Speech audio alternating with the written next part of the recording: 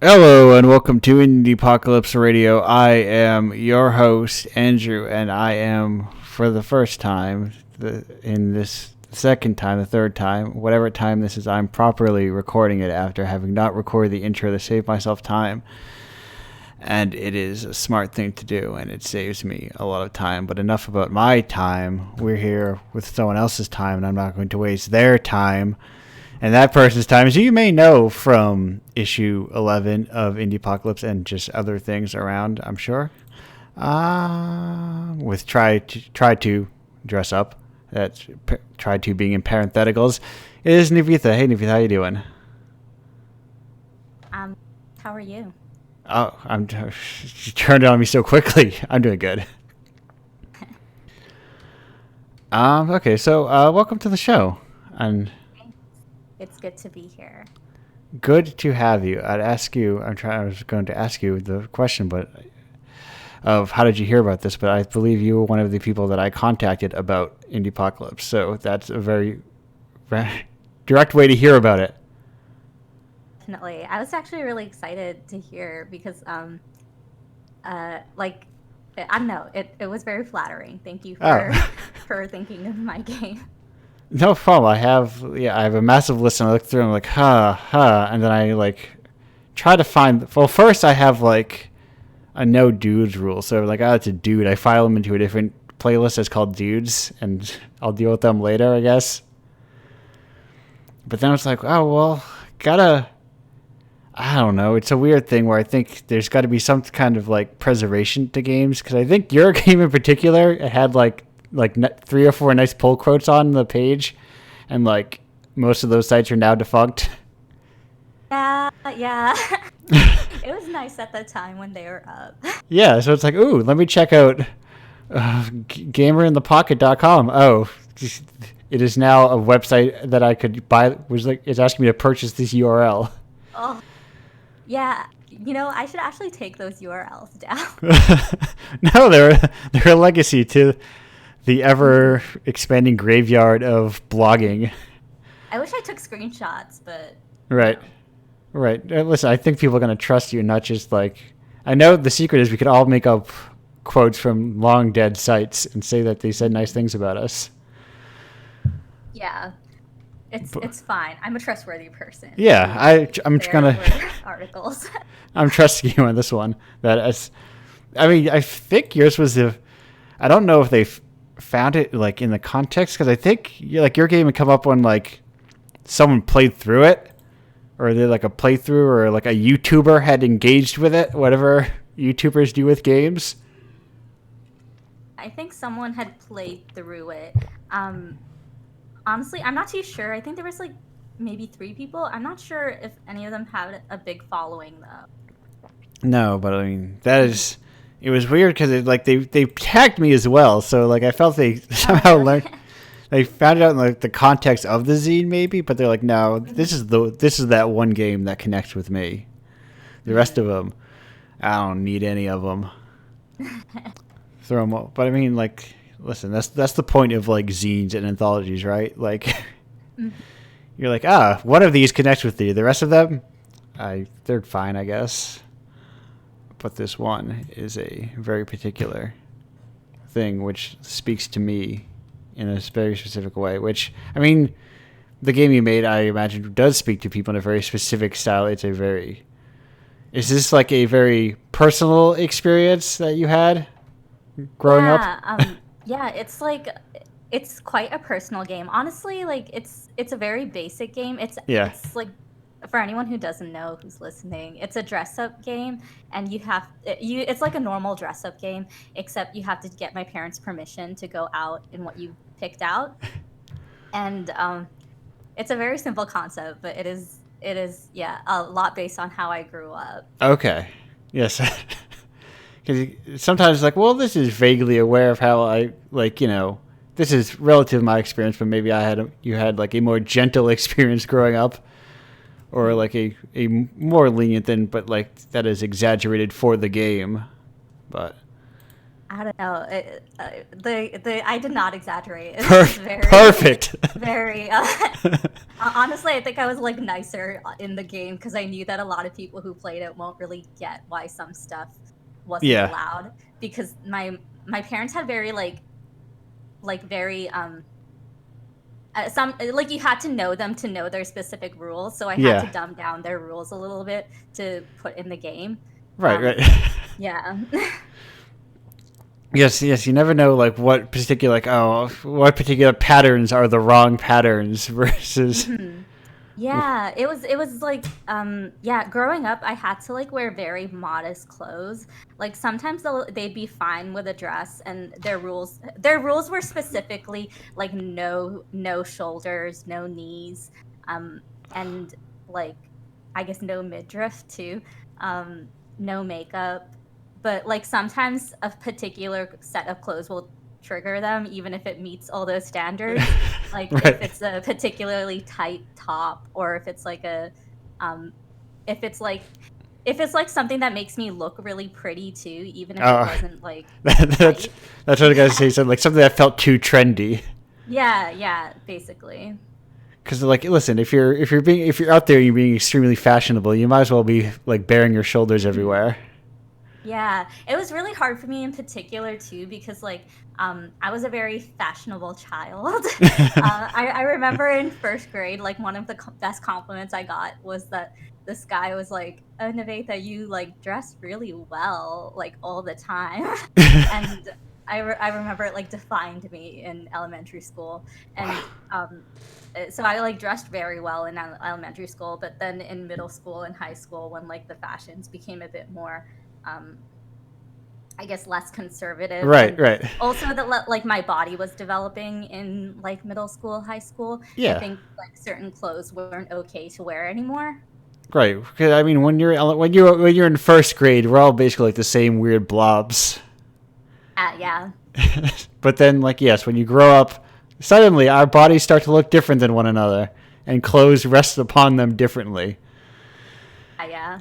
and takes on all sorts of different contexts. That you're suddenly your parents are like, now, did you dress yourself as a first grader? Was that like, Actually, my mom's the one who like bought really nice clothes for me as a kid. oh, okay, Um, yeah, yeah. So it wasn't just me, but like um, I I was quite proud of like yeah, looking nice all the time. Yeah.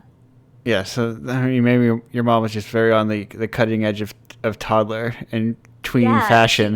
this the whole experience is probably her fault because she got me into the fashion stuff at a young age. So she really shouldn't have been surprised when I wanted to continue that in middle school and high No, school. she should be like, no, no, Navitha, you gotta learn. Not now you're an adult and you must dress like an adult to dress, which is plainly and simply. Don't draw too much attention to yourself. Yeah, yeah. It was weird too because like I not only had like the small town rural India kind of background, like my parents, and not only was that a baggage for them, but like Yeah. my mom was also Christian, so like it was like the villager mentality combined with the Christian mentality, and it just it was not good. Right. So you just have modesty on top of repression. Yeah. Well, yeah, the mid I'm not from a large area, but still like a coastal elite. So we but you know whatever. New England has its own weird Protestant hang-ups on everything. But Yeah, yeah. I'm also a guy, so I can do whatever I want. Rules don't apply to me. Lucky. You can only go so wild. They don't sell very many T-shirts for men with no shoulders. You know. I guess those are called Yeah. tank tops. Yeah, yeah.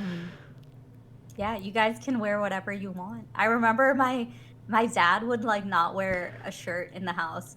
I mean, like Yeah. whatever, but like in my when I was a kid, I was like super upset about it because I wasn't allowed to like wear shorts and stuff even in the house.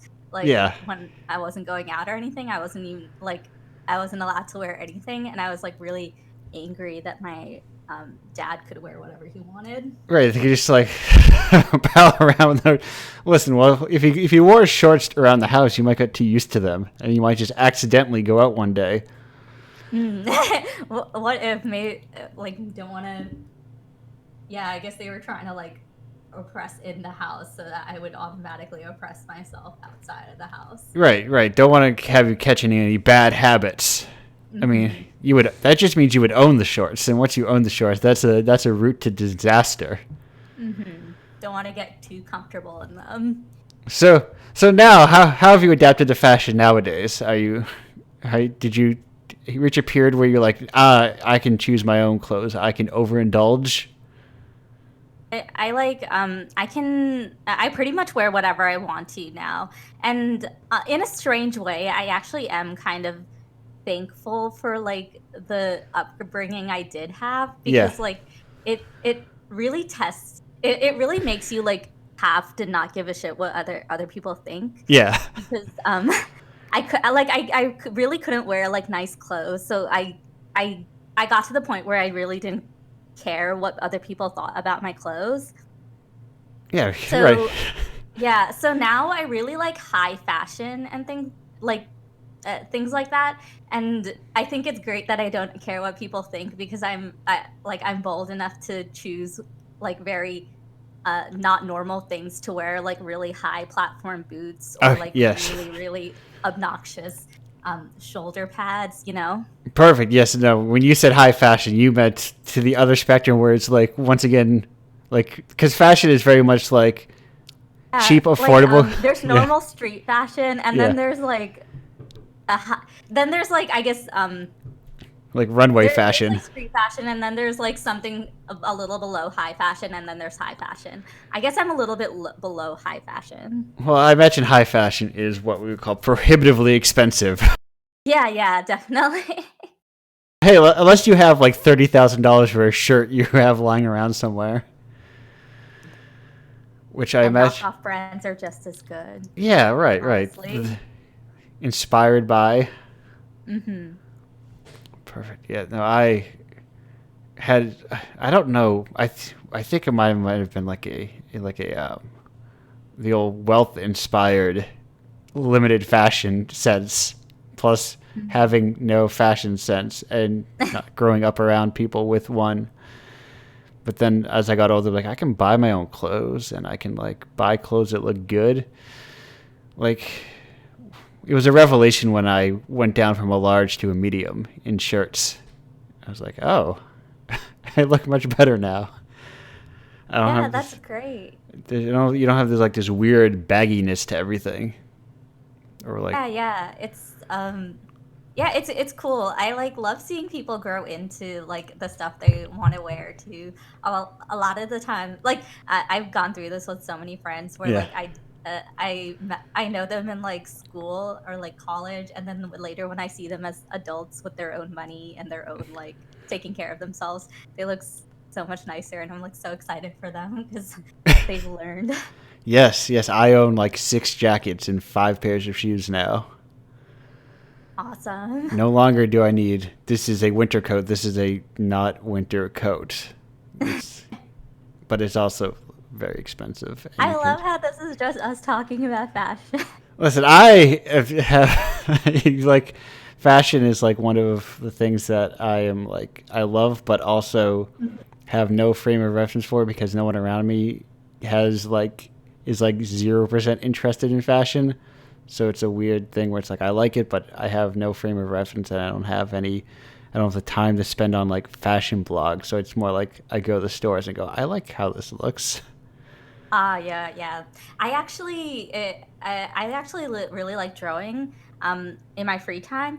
So I like draw a lot of fan art. Yeah, okay. So I have to look at like all these street fashion images to like figure out what I want people to wear. Yes.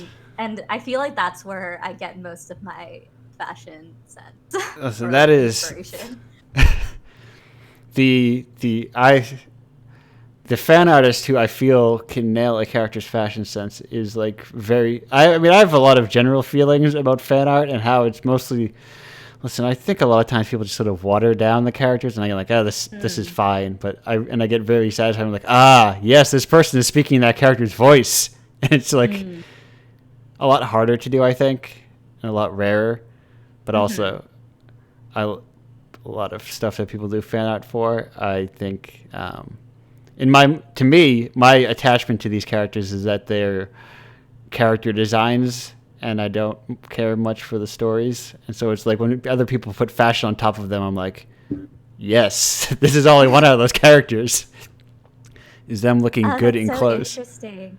I really, really love story-based things. Yeah. That's like what I like about games too. Like the games I gravitate to are very much just like character-based and story-based. Yes. Oh no.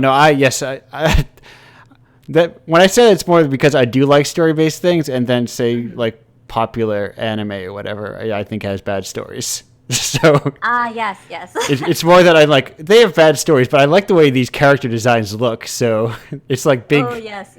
Okay, I could relate to that. Yeah. They're like decade-long art books. But there are. And so it's like yes, it's glad this person spent 10 years drawing an art book for me. I guess there's a lot of words in it. I'm not going to read them. But, and that is like also fan art, especially fashionable fan art in a world without COVID is how you make, as far as I can tell from my limited convention experience, is how you make the money is like going to conventions and going, what is the popular anime this season? And having prints of those so that then hopefully people will also buy your original work, maybe. Yeah.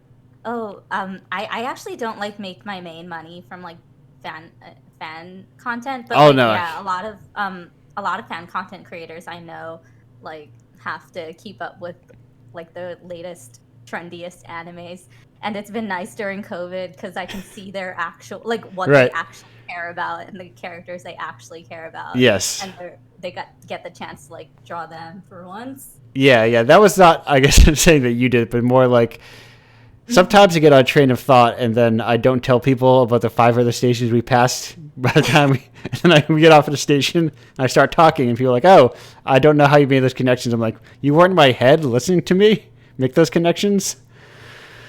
For shame on you, I suppose. Follow it though. Yeah. No, it's something I know, and then even like close friends are just more like aware that I do that, and they just understand that like I'm confused because Andrew went off on his own brain vacation for like 2 seconds and stopped by at the end of it and has a point that makes sense to me. But anyway. No, I feel like if you have like such I get that way too, but I feel like it's good in a sense because I feel like it's very cool that you like run this zine and also have like a podcast for it. So like you kind of have to like be that passionate about it, kind of. Yes. Or like that think that fast with the thinking on it. Yeah, I have to think about a lot of things all at once. It's very complicated. I understand why people have personal assistants now. It's a lot. Yeah, you're very on top of it. Honestly, like sometimes I do get like cold called for like things like this, like to be in a certain zine or something. Yeah. And I always like look at their like internet history or like their footprints on Twitter to see if they're legit. A lot of the times it's just like not legit, but right. I'm impressed with your content. Yeah, because what was that? Yeah, by the time I contacted you, I had been doing it for almost a year. That was 10 months in. Yeah, I in the journeys of I realized after I saw a job posting for Fantagraphics the other day or like last week that I was like, oh, I have a resume now. I didn't realize I had before. And I just kind of fell ass backwards into like an impressive resume of self-publishing, and I was like, "Oops." You should totally own it. You should like get on the new resume. Oh, I already made it. I already got a rejection, but but the rejection's just the first part. Yeah, but they did email me back, which was more than I was expecting, and they did say, and I quote, "I had a very strong resume, or I was a very strong candidate." So I realized I need to get a job in publishing probably, but like I don't want to work in definitely, games. man. You'd be so good at it.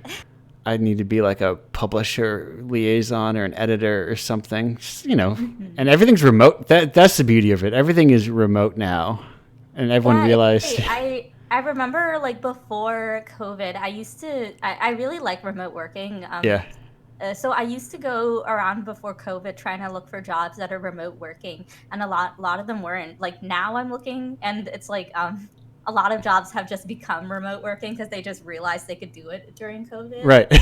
Now everyone has like their Zoom accounts and their setups and Mhm. everything. Especially like in creative fields where it's like, do you need to come to my office to do this like this graphic You know, design? that's actually like a big barrier to the game industry too. Yeah. Like the game industry, like animation, anything. Like Oh you, yes, I I've remember. definitely heard about how all animation is made in Los Angeles. Yeah, you have to move to Los Angeles in order to like be a part of like any of these things that a lot of people want to do. Yeah. I think it's great that remote working is such a thing now because it really breaks down a lot of barriers. I mean, you still need internet and pretty good Right. internet to work, but at least it's not like a flight and an apartment here, you know? Yes. Yes. Now somebody could theoretically stay in rural Indiana and still and like work in animation. Yes, yes, yes. I actually work in a company and we're working with someone from like Arkansas or something. It's Yeah. insane. Yeah, and then it's like I bet it's a lot cheaper to live in Arkansas Mm-hmm. to do the same work.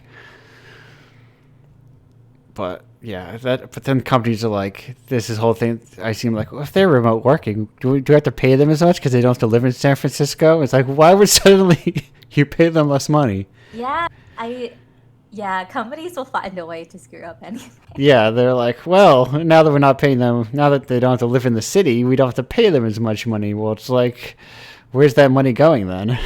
Hmm. Who is it going to? I know where it's going to. It's going Yeah, to.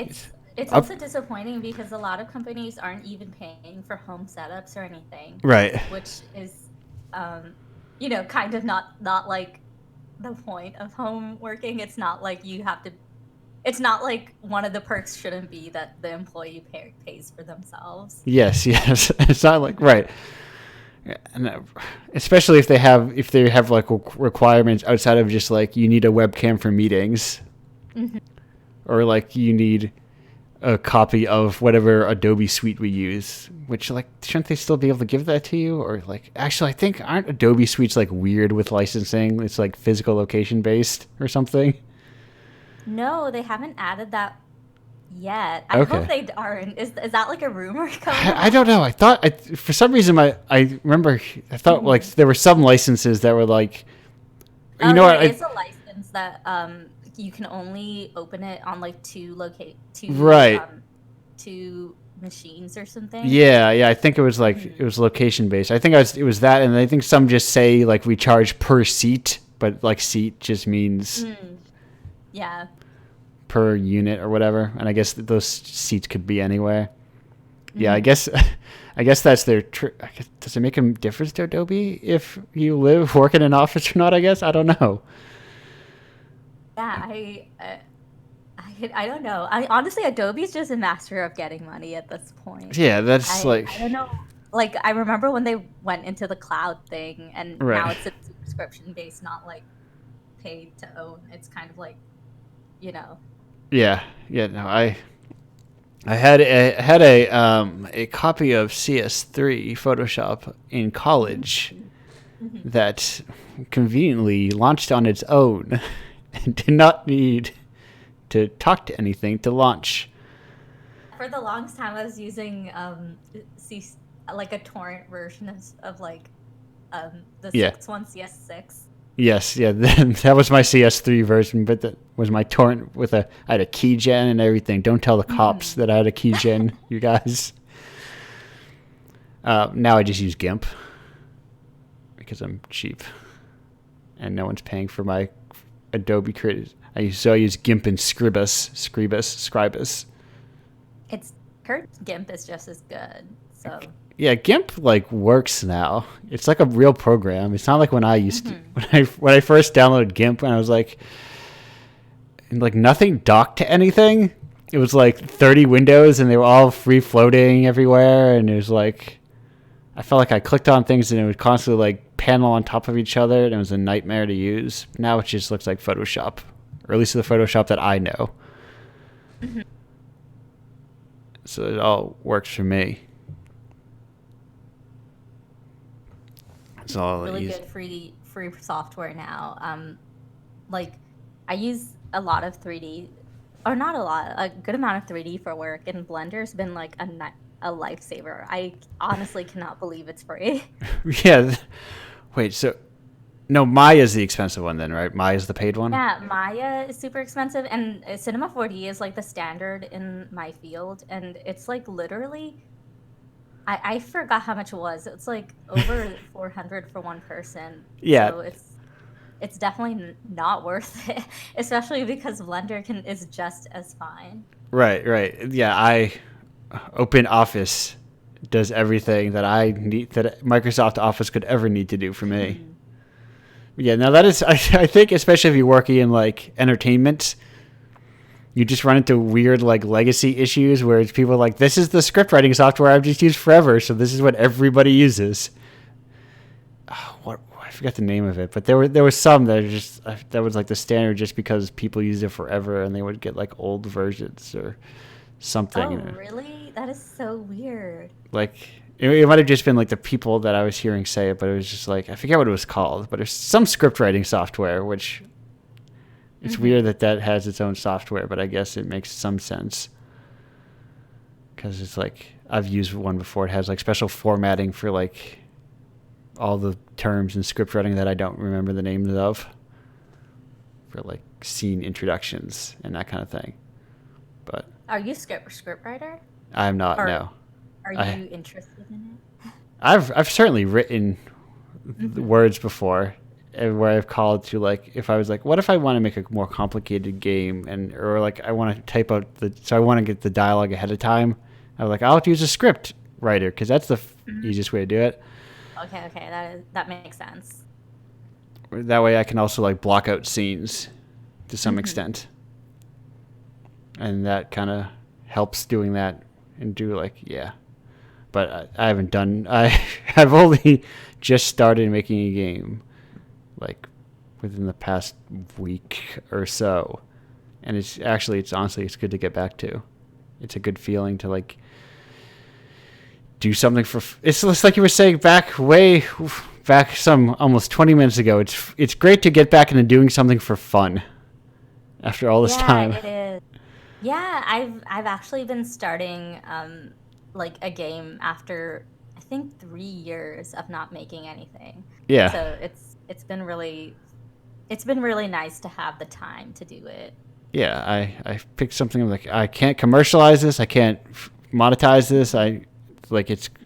It's a fan art game, if you will, a fan game. I guess it's a shorter way of saying it. So it's purely just for fun. I don't have to stress myself out about. I mean, the Indiepocalypse origin story is that I stressed myself out about making money off of games, and then I was like, this sucks. I can't make money making the stuff that I want to make, so I'll make the market for that stuff. Yeah, it's harsh, man. I remember in college, I kind of wanted to go into gaming, or into the game industry, but I just felt like I couldn't survive it. Like Right. I didn't like it. I just wasn't passionate enough about games in the way that these people wanted me to be. Like Yeah.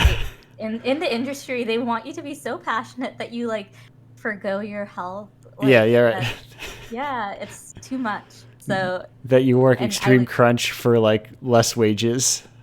yeah, it's not for me.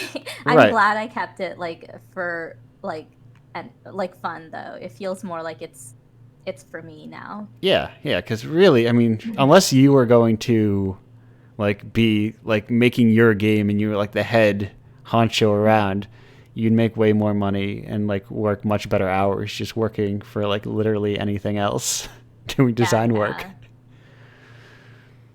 And maybe you don't get to make a video game, but whatever. Video games aren't everything.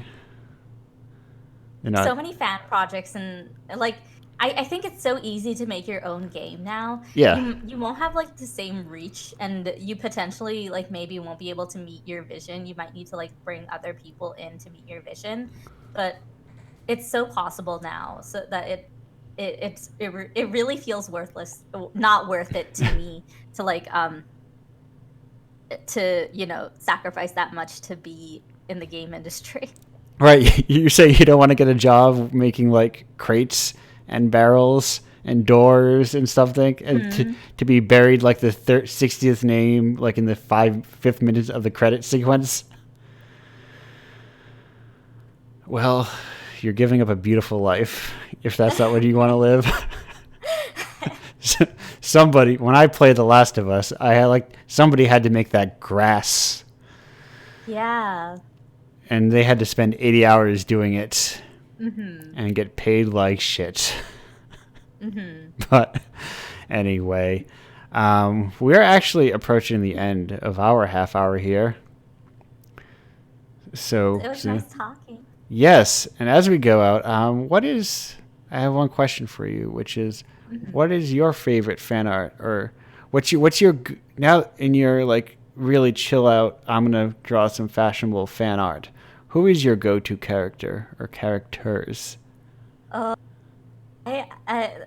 actually just finished playing Life is Strange. Okay. And it was literally so good. I think it gave me a newfound appreciation for like it's made by a French company, and it's like them projecting how like they see suburban America.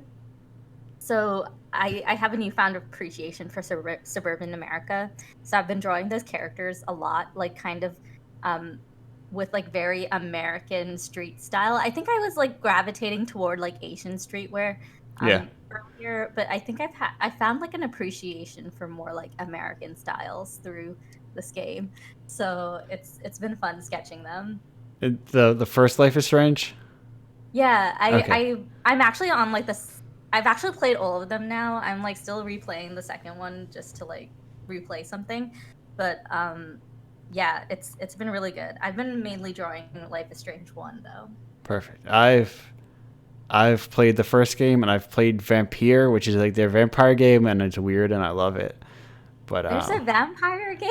Yeah, they Don't Nod is that company. They also made they made a game called Remember Me, which is like a character action game. Yes, I looked at the trailer for Remember Me. I kind of want to play it. I'm not sure if the graphics would like annoy me though. Yeah, it definitely wasn't as good. No, yeah, it's fine. I don't know if I can easily recommend it, but I love Vampire. You're just like you're like a vampire guy in England, and I don't know. I tried to throw it a break. I'm not gonna spend. We can't spend another 10 minutes talking about Vampire. Okay. I will actually look it up though. I love vampires, and don't nod. It's really interesting because it's stuff about like do you eat people? Like how do you survive? Do you eat people? And it's got like everyone's got their own little stories going on, and it's kind of like this weird open worldish sort of thing. And you water a plant like you did in Life is Strange, or you don't water it. I don't remember. My favorite part. But anyway, we're glad to talk to you. I'm going to go on break now. It was really nice. Thank you. We'll be back in... Oops, there's Fubar. Got to get ready. We'll be back in like 2 minutes.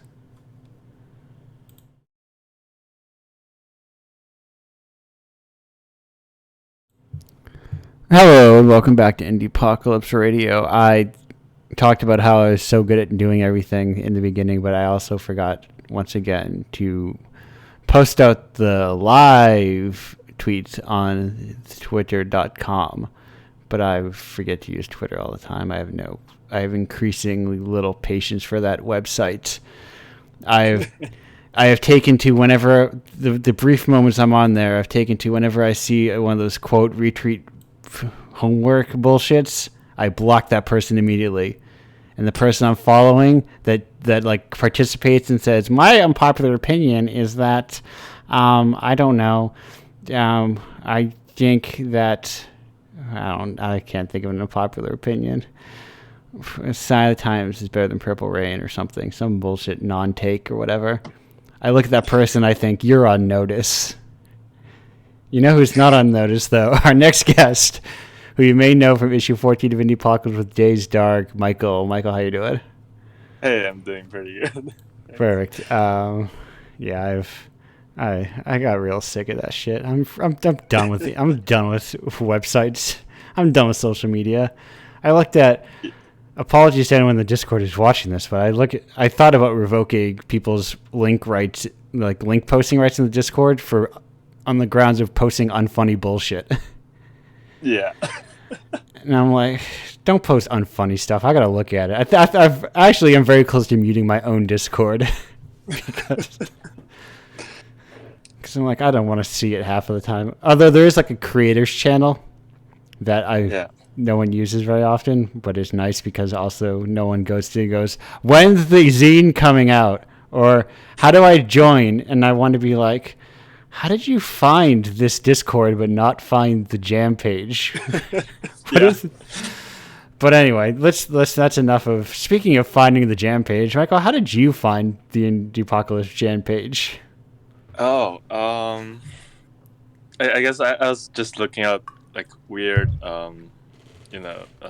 publishers or whatever websites for like strange games. There's like Warp Door Indiepocalypse was on the list. So Yeah. and it looked really cool. All the cover arts are they're certainly not on.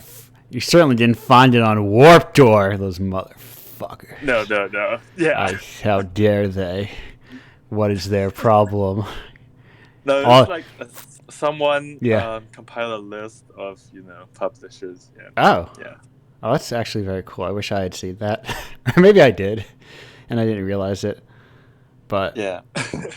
I wish I knew what that site was. It feels like nobody's talking about it. But then sometimes it'll be like I'll see a bunch of people talking about a game. Yeah, it was an indie creator. Yeah, I found it. It's Melos Hantani. Oh yes. Yeah. Friend of the show. Yeah. Melis and Marina have been on this show.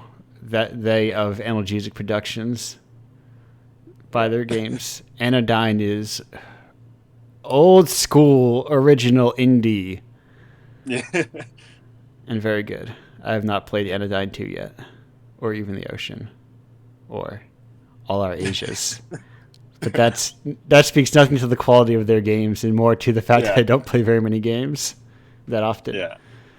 Because they take time, and sometimes I get into weird rabbit holes. I've been playing Zelda more lately. I've been playing random Zelda a lot, or more like once a week. Yeah.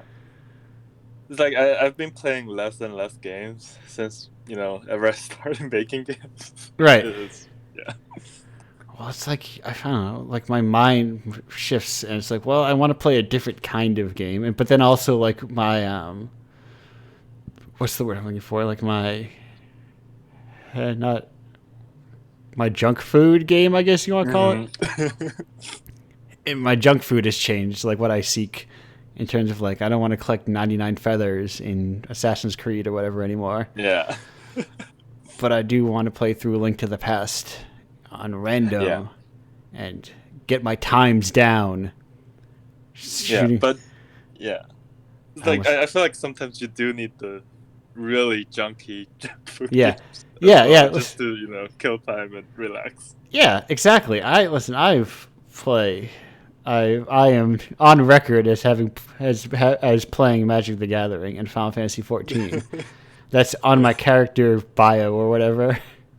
Yeah. I don't know if they're like, listen, I think they're good in their own ways, but they're not like, listen, for an art guy reputation, having the fucking main scenario Gaia speech burned into my brain does not speak well. Yeah. Listen, there's a time where I'll talk about creeping mendacity, and I think a lot about that. One of these days, I will. Next time somebody gets canceled, and they're like, "Oh, I can't believe this person," I will have I have fired ready to go of you fools and your false deities, how you cling to them. And then it'll be like me when I see you can't believe someone you stand was shitty. Sorry, I came in hot and I've got a little spicier in the second segment. That's fine. Sometimes I get a little spicier. It's just all the tenor that starts it. I think it's because I went to Twitter to post the live message. Yeah, and then that website, it's like I have to use it to get my games out, whatever. Yeah. But I've been kind of dissociating from it, and it feels fucking great. Yes, yeah. No, I have been posting private memes in the Discord with friends, and it's like in our own little world, they're the popular memes, and they're funny. And we also get sick of them after a week. Yeah. But, and I really I kind of left the website, it was getting too much when all the NFT stuff started. All the games people were like, fuck NFTs, and all the indie artists were like, oh, this has changed my life. Yes, yeah, it was. Have you ever? Did I talk about this last episode? I may have talked about this last episode. The Vine where the guy Banksy steals his computer. Did I talk? I can't. That was me thinking to myself. If I might have talked about it, but he's like, I'll post it in this thing. But it's like, whenever I see someone making a take about like Valve Indie of the Year, more like Valve Indie of the bad, and I just like in my mind I replace that with the words McDonald's is president, and it's I think about that Vine a lot. I miss Vine. I think TikTok can be good, but I feel like it's too corporatizable. People know Vine got shut down because no one knew how to monetize it. People know how to monetize TikTok too well. Mm-hmm. Yeah, exactly. I see people dancing and smiling at cameras, and it makes me extremely uncomfortable when they dance like that.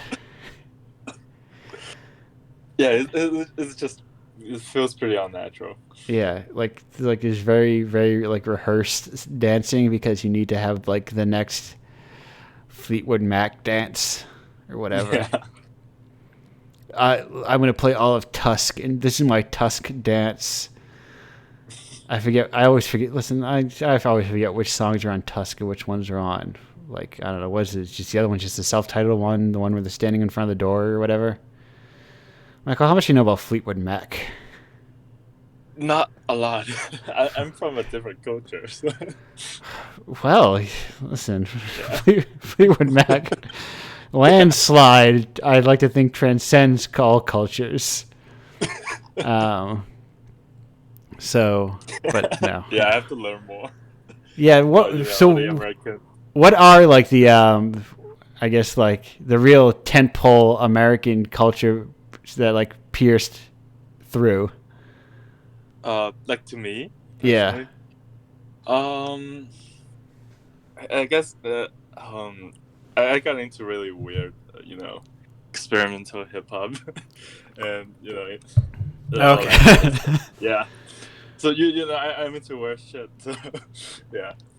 Perfect. So, yeah, like in the way that Americans approach other countries by like saying, we get that you have pop culture. Every country has pop culture. Give me your weird shit. Yeah, exactly. Yeah, really that makes sense, and that's like, do you need every country? Like, if you already have your own version of like basic cable sitcoms, do you need the American version of it? And all the like, pretty much the mainstream stuff in other countries, I guess it's pretty influenced by America, right? Europe, and even Japan. Right, the other cultural powerhouses. Yeah. They're all like trying to copy, their business model, success stories. Right, because you gotta copy what makes money. Yeah. So you see who corners what markets. Mm-hmm. America corners, I don't know, green screen superheroes. Yeah. I think superheroes are starting to like, you know how like the tech industry will occasionally like reinvent buses or something. Yeah. I think superheroes are starting to reinvent filmmaking. Because I saw did you see that quote about like the Marvel guy? I forget his name, but he was like, the director shot on like, no, this isn't visual effects. This is shot in real. This is shot on location. This is all real shots of a sun. What? Yeah, and I was like, what? You mean like filmmaking? Yeah. That's not true. Yeah, that's for it's like. Yeah, but it's weird. I think kind of. I guess the games industry thing, like you guys were talking about. Yeah. All right. This is about games. Yeah, the filmmaking too, because games make lots of money. Sticking to a certain script. Call of Duty, whatever. And they can just repeat that. And I think the film guys found their money making script, I guess. Yeah. They found their sound stages are green now. Yeah. But they're back to sound stages. I feel like maybe it's just the movies I watch, but I feel like because I've seen when I've watched older movies sometimes, like, and I see like, oh, this is a sound stage, like. This is like that's a painted backdrop, and these are not real houses. Yeah, you kind of notice those things too. Yeah, and more and more. So I feel maybe in my mind it feels like there was like a time where they like went back from that, or they just, or maybe honestly, I mean the truth is they probably just got better at hiding it. Yeah. And when they were outdoors, they shot outdoors a lot more instead of on sound stages. Yeah. But whatever. Let me just. Oh, I gotta. Right. I had something like sticking. Perfect. I had something sticking in my back of my mind, which was my once per episode check into the questions. There are no questions. There are never questions. Okay. I mean that's not true. There's like twice where there were a lot of questions, but. Where you got like really Twitter popular no people on the show? I mean, listen, there was one episode where I thought I would get like a lot of questions and I got 0. That was the question. That was the episode that had like Melos and Marina on it, and I was like, oh, they're popular. They're like famous-ish. I don't know what fame is. Yeah, like most of the time. Nowadays it's just how many Twitter followers you got. Right. And like the true nightmare is that like everybody can become famous. Yeah. And it's like all you need is like 3 people who get very into you to feel the fame of like the insufferability of being a famous person. Yeah, especially on social media. Yeah, right. And if you say like you guys were talking about this too, you see a random like famous indie guy or whatever, you have to check if they've done some stupid shit in the past. Right. Yeah. Oh, okay. Yeah. Yeah. No, I have to check everyone's accounts when they submit stuff to Indiepocalypse. I have to look at I look at your retweets and all your favorites on Twitter.com. Yeah. So I'm like, it gets political. Right. I need to check to make sure this person ain't a real piece of shit that I don't like. And because listen, nobody's game is so good that I must include it. Yeah. I mean, listen, nobody's art is so good that you're like, well, if they're a real piece of shit, but their art is so good, nobody's art is that good. Nobody is. Yeah, exactly. I mean, yeah, I completely agree with that. It's you see all those people that trying to justify their favorite artist doing some stupid things. Yeah. And it's really not that good. You can't find alternatives. Right. Listen, there's so many people who have and will never hear about that person, who are living perfectly well-adjusted lives. Yeah. You don't need that thing but people get attached to things and define themselves by the things that they like, and it's all weird. Yeah. I think the perfect version of celebrating the works of a questionable character are. Do you know Fletcher Hanks? Yeah, I've heard of him. Okay, like Stardust, the Super Wizard, and all that. Yeah. Yeah. So like the Fantagraphics, shout out to those bastards who didn't give me a job. Anyway, I liked. That would have been very cool to get a job there. I like a lot of their books and think they do good work in publishing comics. As someone who enjoys comics, but anyway, the Fletcher Hanks collection, it's like that guy's long dead, and like the introduction was like Fletcher Hanks was a real piece of shit who like was terrible to his family and was a miserable drunk, and it's like he's dead.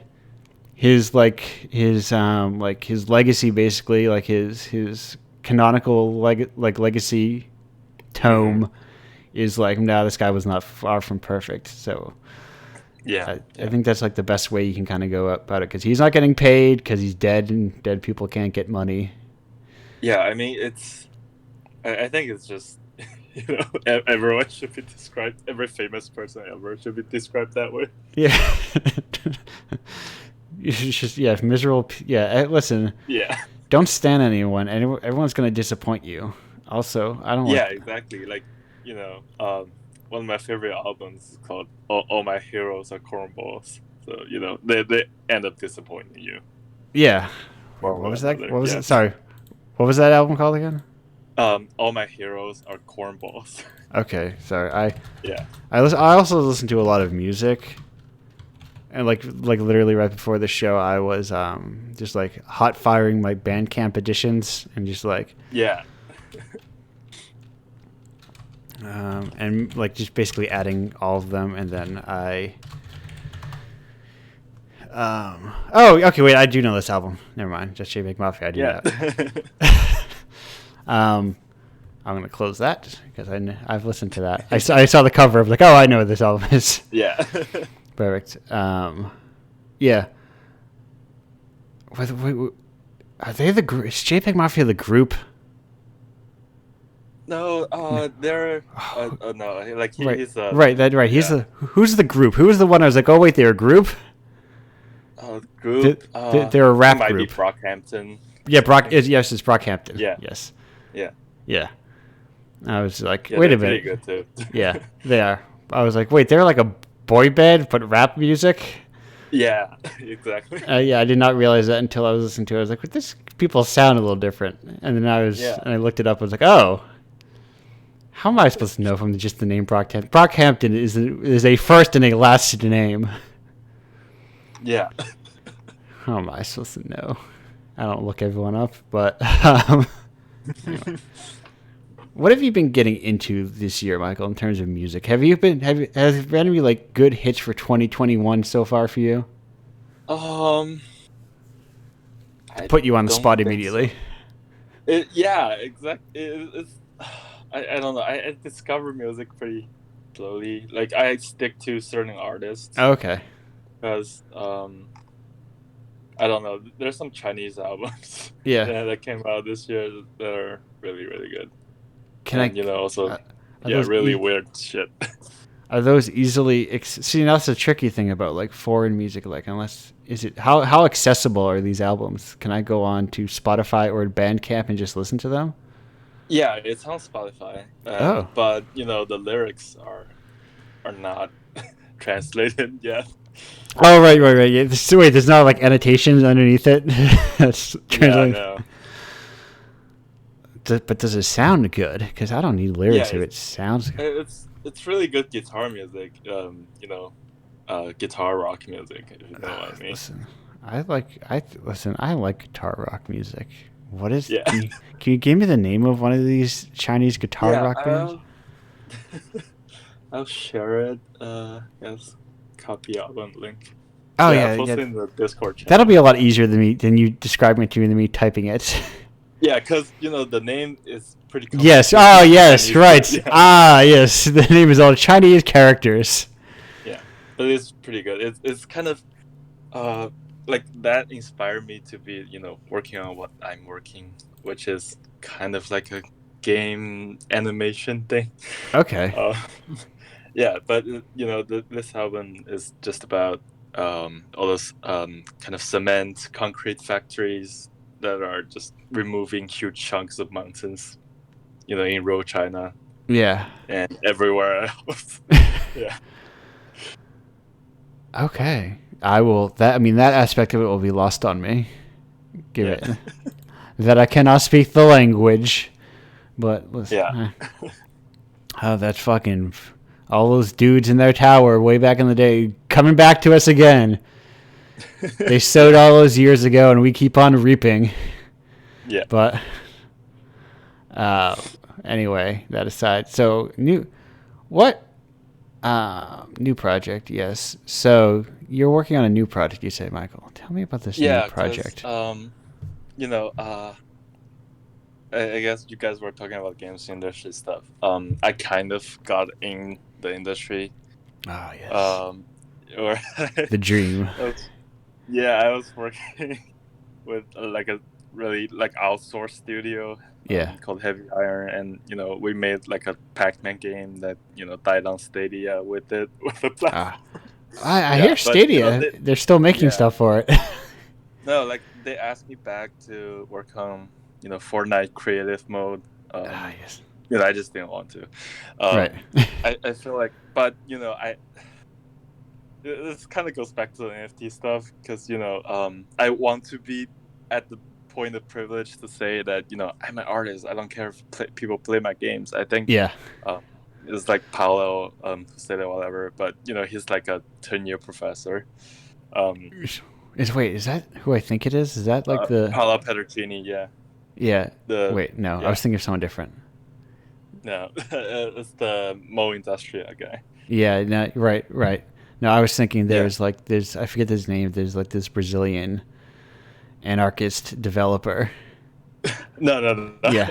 No. Then I was like, wait, no, that name's. When you said the last name, like that name, because the other guy's name I completely forgot. But also, he only really writes in Brazilian Portuguese, and as someone who can read Spanish, it's enough to get me very confused. Yeah. I mean, to try to dress up for. Yeah. Oh yeah. Listen, the world is.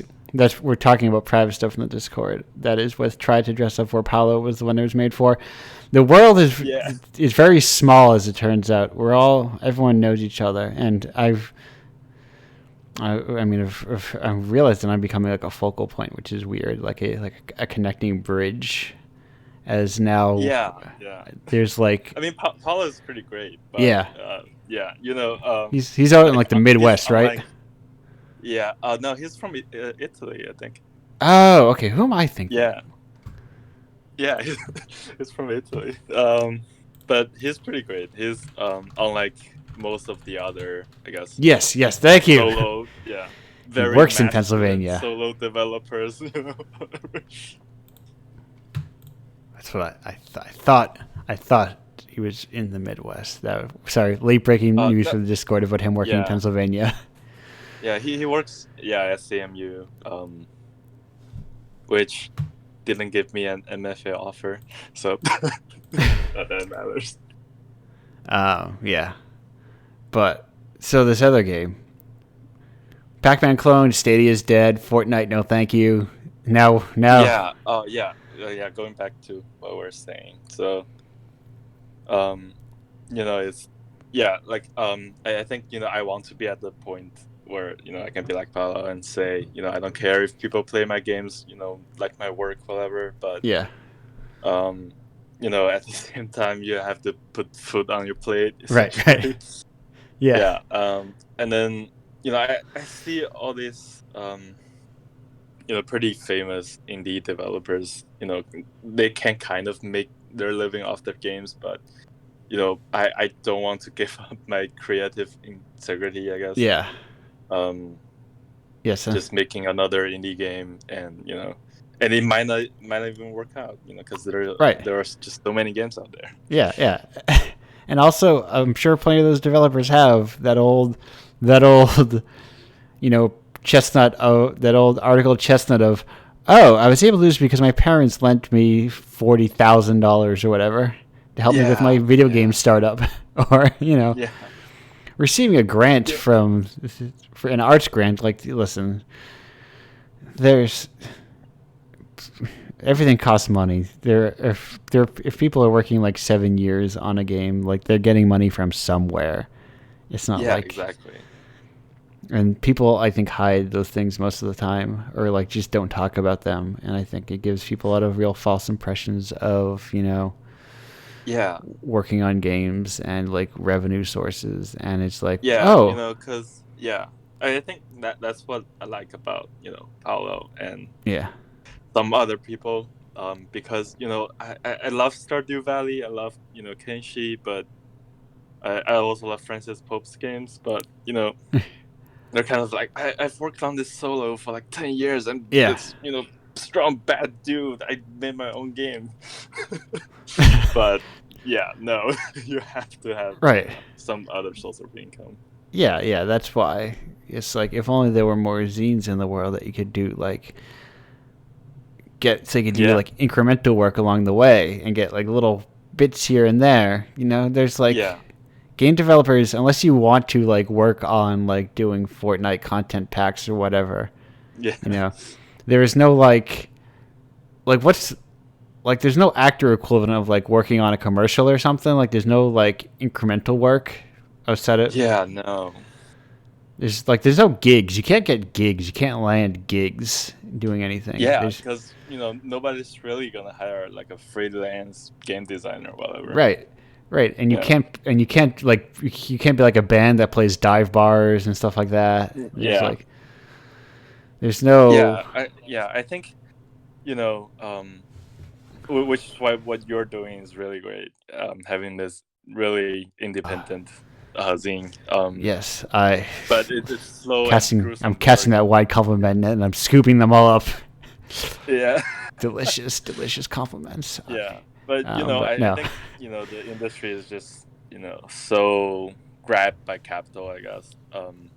Even the indie developers, they have to like, I have to scale up. My next thing is going to be much bigger. Right. And everything else is just revolves around that. Even game jams. I hate game jams. No, I try to whenever people call Indiepocalypse a game jam, I'm like, no, it's not a game jam. Yeah, it's just the entry for Right. Yeah, it's just a super easy way to. But those like super crunchy 48-hour game jams, it's like, no, I don't want to be part of that culture, because it's just selecting really crunch heavy, like people who are willing to do crunch to getting into the industry and exploiting them further. Yeah, it's just like doing exactly. It's like doing an exploitation internship. Yeah. Getting you ready. Yeah, I think they could be. I did one where I did a global game jam once at a college where we slept over in the library and tried to heat Lunchable pizzas with the laptop fan, and gave up and started watching, like, I don't know, Pokemon, I think, on someone's Plex server. But like, it was a nightmare, but whatever. I think if you can have fun with it, but yes, I think I see them increasing. A lot of those, super crunchy game jams, and then it absolutely shreds your body because you can't sleep. And I mean, I'm glad it's some people get their jobs from that. There's nothing wrong with it, but I think the culture, the perpetrators of it is It goes down all the way down to indies. It's rotten to the core. Yeah. Fucking crunchy turtles all the way down. Yeah, because there are no unions or whatever. Right. Exactly. There's no unionization for Ludum Dare jammers. But there's also I got to work so hard to get on the Ludum Dare articles or whatever. Yeah, and I guess it's just the industry in general. Developers, whether that's game testers or the actual whatever, they're just so underpaid. Yeah. And but they make so much money with their product. Like the Call of Duty or whatever sells like crazy, but they're the people who actually make the game gets really underpaid. Yes. I think that is like that old, like, it's kind of like common. I feel like it's common knowledge. People say if you do like the exact same job in just any other industry that's not games, you get paid way more. Yeah. It's like exactly. It's like how we were talking about. It's like Nirvana was saying in the first segment. They expected her to be very passionate about games because they underpay you because they expect you to be so passionate. Yeah, they want to exploit your right. passion. They want some of that passion to cover the gap of how little they're paying you. Yeah. Speaking of how little people are getting paid, we are running little on time as well, surprisingly. It's all... I had to double check the time, but I was like, no, we're like at an hour 40, which is 30 minutes, 2 break. Yeah, I always think that they're running... I run a segment short, but it's like, no, it turns out when you're just like talking to a person, and a half hour goes by very quickly. Yeah. Michael, it was great to have you here on the show. Yeah, it's really fun. Great to have you in the zine. When I there's some submissions I see, and I'm like, yeah, this fucking whips, dude. This looks cool. And your game was one of them. Like, it's got such a look to it. And then it delivers. Sometimes I like to throw a compliment back to be a nice guy. Yeah, thanks. No, sorry. It's really fun talking. Yeah, it's very, yeah. I'm glad. I can't wait for the days when I can get out of here, of the here being my house and my general location within this country, and go out and take Indiepocalypse on the road. Oh, yeah. I also have ideas for like a consignment shop. Honestly, I wonder if conventions went back up, if I even need a second job, or if I can weasel my way into making enough money. Yeah. Who knows? That is a question for a different world than the one we live in currently. Yeah. Yeah. Anyway, vaccines, they're good. Put them in my body. I don't want to get sick. Not a fan of COVID. Listen, here's my thing that makes all the guys point swords at me, and I don't like COVID. That's my hot take. Listen, I watched that scene, and it's like he's smug, but like listen, it undercuts the whatever.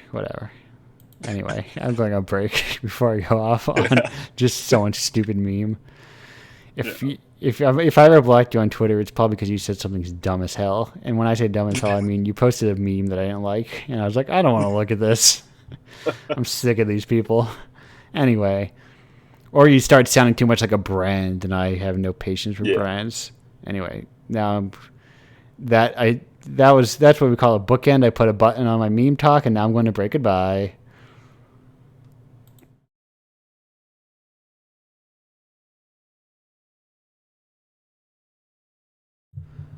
Hello and welcome back to Indiepocalypse Radio. I forgot to say that first track was off the Ghost Trick soundtrack. That was Chicken Paradise by the composer Masakazu Sugimori. That last one you just heard was Mannequin Pussy's Feared plus Desire. There's some slashes in there as well. I often wonder. That's one of those weird names that I wonder if I'm allowed to say in polite company, or if there is certain times where I can say that. Because I also have a shirt from them. But also, I guess that shirt says, I still love you, you stupid fuck. So if I'm wearing that shirt, I think I can say whatever I want at that point, and the people wouldn't be too offended. I think a lot of the same. I often wonder that, like, if I talk about, can I mention that name of the long-running Alison Bechdel comic? Or, like, you know what I mean. Anyway, I'm rambling. But the point is, Elijah's here. Hello. Hello. Yes. You may know Elijah from the very first, the inaugural issue of Indiepocalypse with 30 to 50 feral hogs, the game that is still basically the origin I think of when I say jokes masquerading as games. When I put in a pitch in some places, when I described the breadth of games, I think that was the game I was originally referring to. So really, you're included in all my PR. Wow, that's great to hear. Yeah, it's a really interesting game to like still be having stuff like this come out of, because it's a game I worked like 8 hours on in total. The perfect length, really. Yeah, I came back from work and the 30 to 50 hog memes was like at full, like it was just going on. It was like I have to make a game, and I only have like today to make it, because if I release it tomorrow, the meme's gonna be dead. Right. I'm not gonna get as many views. So it's like, okay, let's do it. So I stayed up till like 3. Probably the most crunch I've been under is making this one game, honestly, which I'm lucky to say. Yeah. And I released it, and it was this weirdly, wildly popular game. Certainly the most popular thing I've done. I got on like Forbes and Vox, and like, why are they even? Why? It's a terrible game. Right, but and then you know. Yeah. And then you contacted me. I think after Global Game Jam 2020. Yes, around there. That's where the time frame lines up to it coming out in February and me wrangling people in January. Right before COVID. Yes. Time back down. Were you at that? Did you go to that PAX East? Yeah, I met you at PAX. Oh yeah, you probably did. That makes sense. Listen, I am very busy, and it's been over a year. Yeah, it's certainly been a year. And currently, I don't believe you are I don't think when I met you, you were an auto driving a car, so I have no visual frame of reference. Yeah, I'm not. Yeah. Is that a car? This otter is a recent thing. Okay. And is that your form in life as well, or are you still a person? I wish it was. It is a vibe just to be the otter in the van. Do you eat clams by putting them on your belly and cracking them open? I wish. Just living in the ocean, swimming around, lazing in the sea, or in this case, going on road trips. Either way, any part of the otter life would be nice. I wish I could go on road trips. Listen, when I go on road trips and I am like, just like in a hotel because I'm at a convention, I am in a lot of ways not too different than that otter with my food on my belly. Yeah, I mean that's it. This screenshot I have, which kind of become my social presence, is from a game I made called Road Trip. Road Trip out now. Just the relaxation of going on road trips. So, yeah, it's just kind of what I want to put in the world right now. Is just like that kind of optimistic nostalgia and something we can't do right now. Yes, because anyway, to bring it all back to I remember at that PAX East, people were like, "Huh, GDC got canceled," and everyone was joking and kind of like washing their hands a little more. But yeah, I was sick at that PAX. I had a cold, which now I'm like, that was terrible for me to go. Yeah. But so this very weird thing was like, oh, I'm sick. I'm probably gonna give the PAX plague to people, but there's also this thing that's coming that. I mean, at that point, it was in Massachusetts. Right. There was another convention going on in the same weekend that had one of the larger outbreaks in the United States. Yeah. And the gaming convention was completely fine. Yeah. Which I find very funny. Apparently now the people who went to the other convention were gamers. Yeah, the other convention was a medical convention. Yeah. None of those doctors like to game. Ironic, but it's still kind of very sad. Yeah. It's a whole anyway. Listen, it's been our whole life since, and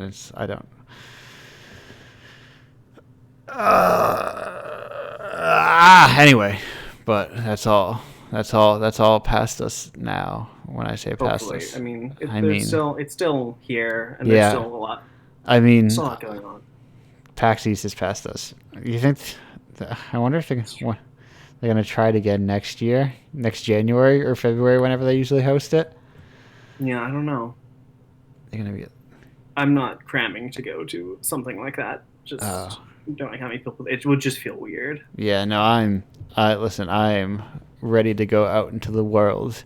I'm ready to fully vax up and go wild I'm getting stir crazy, as the people say, after a year and a half. I think it was really the first shot that really activated me.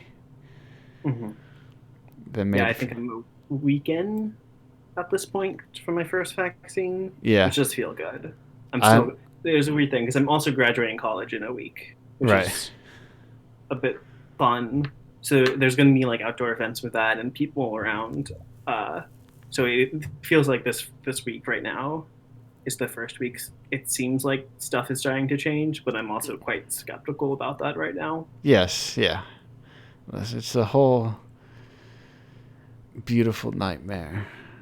For what it says of my mental state in quarantine, I will say that I got extremely into, and I would say I'm still into, My Chemical Romance's The Black Parade, when I previously was not ever in my life. I don't know what that says about my mental state, but it is where I am now. Aside from now, I'm thinking of getting into ska more earnestly. Nice. I feel like Ska Dream is bringing a lot of people into ska. I feel like I should get into ska. I for a while, my username online was Bookska, so book and then ska, and that was just, I think, a funny sort of Russian sounding word. Yes. But everyone thought it was like, oh, you like ska, but also literature, which neither particularly. No, I hate trumpets and I hate books. Yeah. I mean, I appreciate both, but it's not something neither ska nor literature are hobbies for me. But I feel like, so I've always had this weird connection to ska, and I want to learn more about it. So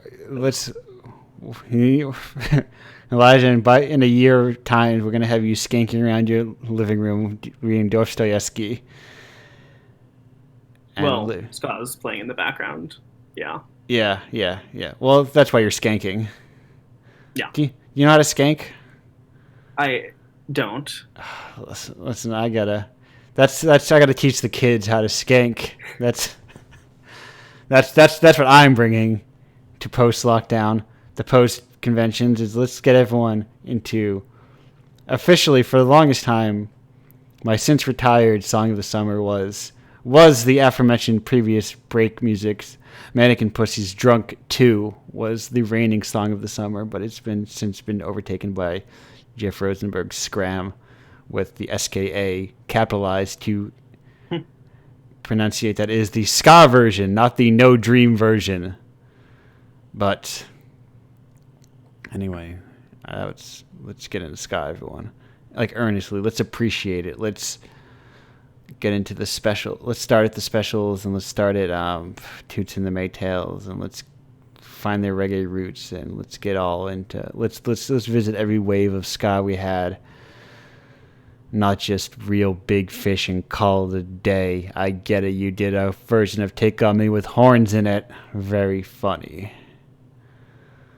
But anyway, speaking of Elijah, have you developed any quarantine? What's the word that I'm looking for? Hobbies, or like, I feel like everyone's like does their thing they got into once they can't go outside anymore, but also because everyone else is getting into things and it feels like time to get to things. What is your thing? I've gotten really into soccer. Oh, which was a sport I had no knowledge or interest of before quarantine, but just something about it flips me. I went right into it. So I'm big into MLS, which few people are, but the American Soccer League. I was gonna say, yes, that's the. What is the Revolution? So you're a Revolution fan? I'm not a Revolution fan. They've never done anything for me. I'm a Timbers fan from Portland because I'm originally from Oregon. So. Oh, okay. I was gonna say which Portland. So you like full trader Portland all the way over on the other side. Not even Maine. Oh yes, I was also mentioned, and The Amazing Race, the television show. Okay. Was another big thing. Certainly in the summer. Yeah. We watched, like me and my partner watched maybe 20 seasons of that show. That's too many seasons of a television show to watch. Yeah, and like that show it gets really repetitive if you watch that many. But I think we were both just missing going outside, and that show is outside the show, right? Because it goes all around the world. It's people traveling aimlessly. The show. Wait, okay, so what is The Amazing Race? Like, what do you do? Do you like go to like India and then there's like a ticket that tells you to go to Burbank? Yeah, so it's like every episode is they go to a location and then there's challenges throughout like a city, and it's like every leg you go to a different place. That's kind of the big thing. Okay. You either do a detour, which you can get to choose between 2 challenges, and a roadblock, which only one member of the pair for each team. There's 2 people in each team. One member has to do it. And there's a detour, a roadblock, and then you end that leg, and then you fly off to the next destination. Okay. And that's basically the whole show. So it's people just kind of traveling around the real world on the road, following rules and completing challenges. I got you. I have I don't think I've ever earnestly watched reality television. And I don't know. It's something I've definitely appreciated more in this time. Just to see people do things, even if it's kind of shallow and silly, there's still something special about it, I think. Definitely like those Netflix like dating shows that came out in like last March. The Circle is a great show, which came out the perfect time. It's literally just each contestant is just in a room for a month, and they can only talk to people through a TV, like only through text, and some people catfish in this. Okay. It's this crazy dystopian setup, but it works like exactly how it needs to. Yeah, I guess you gotta do something. You can't just have people line up and date each other anymore. You need like there's already those. There's already shows about bachelors and bachelorettes. You need a different angle. Yeah. And it's cheaper, I guess, if you can just put everyone. Are they locked in? Now, are they locked in that room forever, or just for the taping of the show? Just the taping of the show. They use one building for each edition of it, which is just one studio in England, but they have 5 international versions, so they have actually a pretty packed schedule at the location. Because you can just how long does it take to spin up a reality show? Yeah, I don't know. They could probably get through it pretty quick. Right. You just I wonder do you just we just knock this out in 5 days? And just make it seem longer in editing. Yeah, I think they're in there for a month, which is a bit crazy, or maybe 2 weeks. But okay, I think long enough so they can start kind of going insane, and you get the best content there, which is terrible. But I think but the people will watch it and they'll talk about it.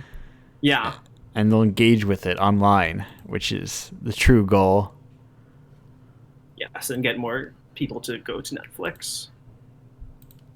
I haven't been to Netflix in actually a very long time. I haven't watched any movies or TV. I actually haven't watched very much TV in a very long time, or quite a while. I watch TV with friends mostly because it's a way to connect, kind of both with dorm mates and also over. But I don't, other than the soccer that I mentioned before, I don't watch much TV anymore. You don't get into now with soccer. You didn't get into international soccer. No, I do. I watch some Premier League. I don't have a team there, so it's a bit harder. I'm also a very big fan of just international countries playing each other. I'm a big fan of the Olympics. Okay. From a kind of academic perspective. Right. So I do kind of keep up with the international games as well. Yeah, I was gonna say that's if you need people to talk. That seems when most people get into soccer, I feel they got into the soccer that everybody else is already into, not American soccer, which is. I remember the Revolution. They were sometimes on Pepsi cans or something. I could get Revolution tickets. That's my. Yeah. I'm dropping out. That's my soccer knowledge. I dropped my little bit I had. There's something really nice about MLS because in a lot of other sports, there's a lot of nationalism behind how like people approach the sport, and it's like America's the best at American football, we're the best at baseball, no one else, there's no other league that this is big. But with MLS, it's like, yeah, we're not the best. There's a lot of other people in the world. Basically, everyone else is better at this than us. Yeah, we are the largest media market in the world, or one of the largest, but we're not that good, and that's okay. We play with each other. We have a good time. Yeah, that's right. We are, There's a humbleness you don't get from a lot of other American sports, which I appreciate a lot. Right, because where do you watch MLS games? Just, online? Oh, yeah. It's, ESPN 4? 2. Okay. Oh. It's not even on ESPN sometimes. And you can only watch, local games when it's playing. So I can't actually watch any Timber games because I'm in Boston now. Sorry. That's okay. I drink water wrong. I'm better. I'm back. I've recovered. Good. I did not. Yeah, I did not succumb. That's how it's been going. Well, perfect. That's a good way to have it be going, so to speak.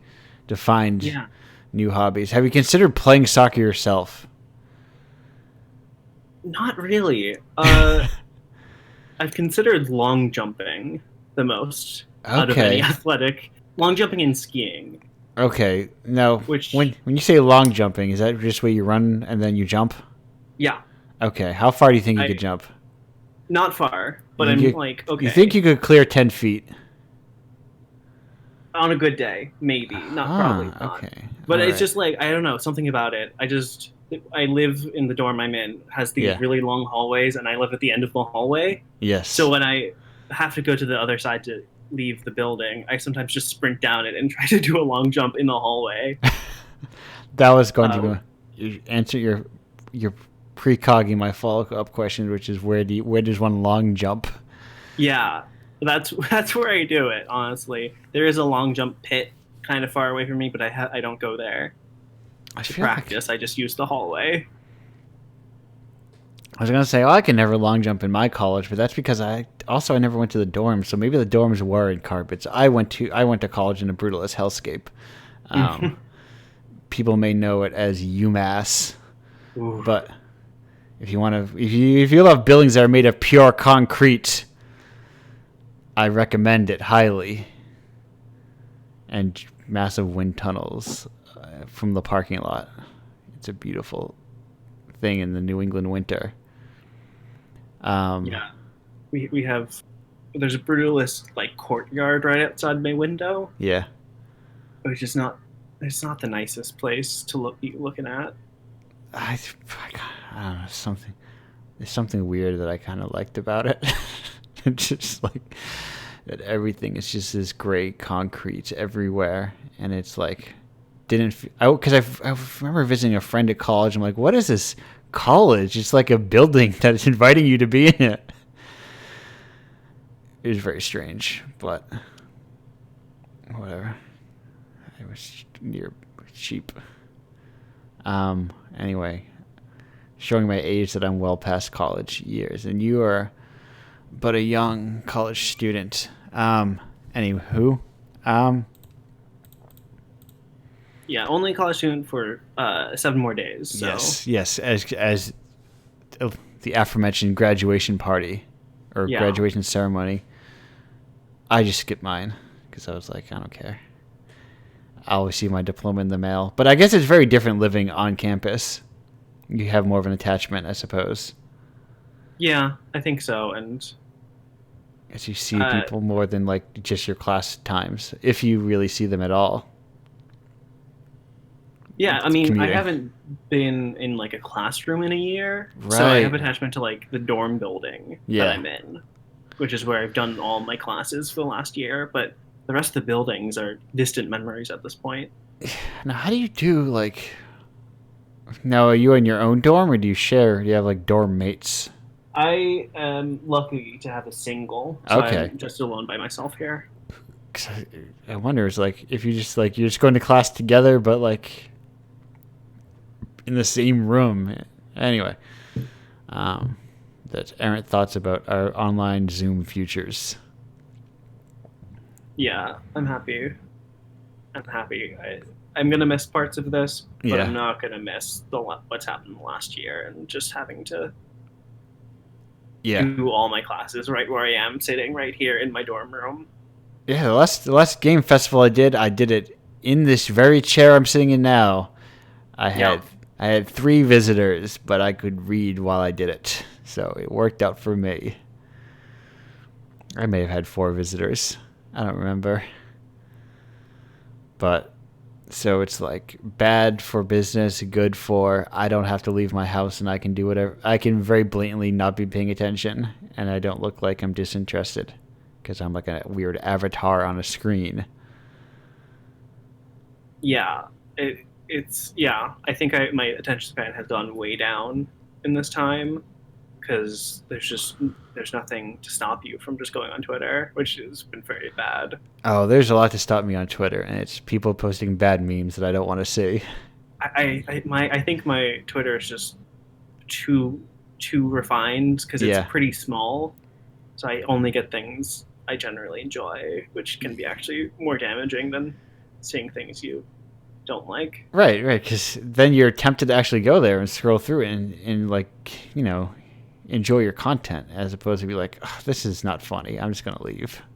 Yeah, I'm very susceptible to making like my social things too good for me. So yes. I do get kind of lost in them sometimes. I think I was better at it before I started this and I just started following everybody. Not as a slam on people that apologies to Indiepocalypse creators. Maybe. I don't know. I feel like I keep accruing people and a lot of them is like, I don't know. But yeah, it's not even that they're bad. It's just not the tastes. Yeah, it's different tastes. It's just I've no time for memes or more. It's more that let's can we really get into meme culture and how 90% of memes are a funny joke that is made less funny over and over and over again until people get sick of it. Until someone makes a video game out of it, which is generally where I come in. Perfect. Yes, I know. That's like a fun. That brings me back to the days when like a meme would last for a long time, but they also weren't easy to make. Like there wasn't like a million like icanhascheeseburgers.com or whatever. That's the name of that website, right? I think it is. Yeah, so it's like you had to work a little bit more. You had to have a copy of Photoshop legal or otherwise, and you had to like make it your own damn self. And that's what I like about making video games of memes is because I think, both make them more serious and also just make them, you have to engage with them more, which can also make you kind of question why this is a thing. Right. Yes. Right. And you have to like invariably put more effort into it because you can't go to a site and type, make a video game of the meme, please. Yeah.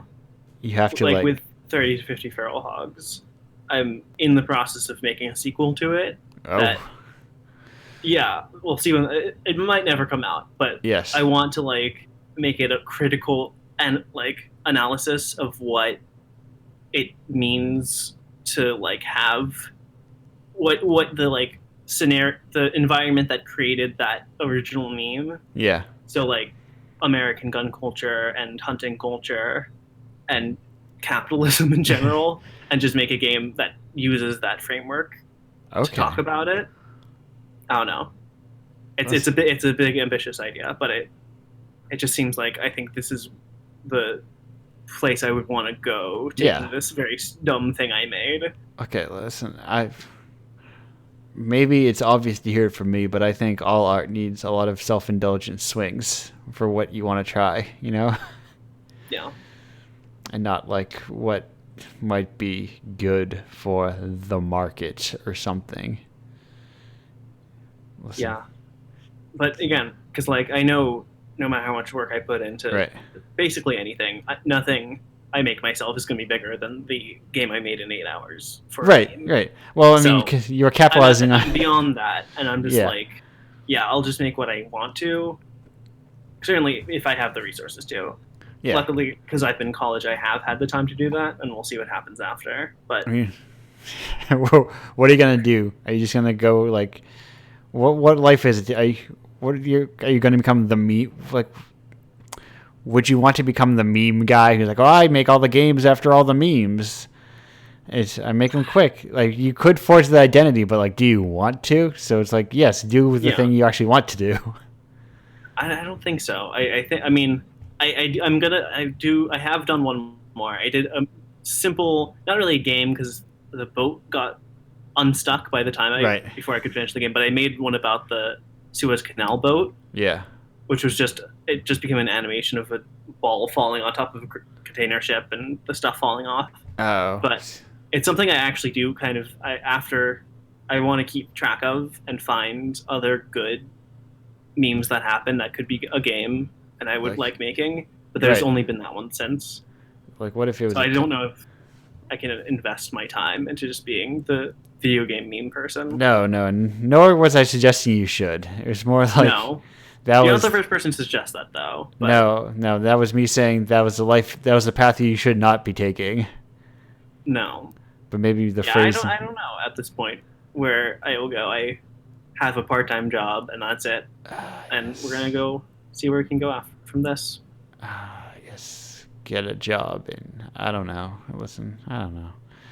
Speaking of I don't know where all the time goes.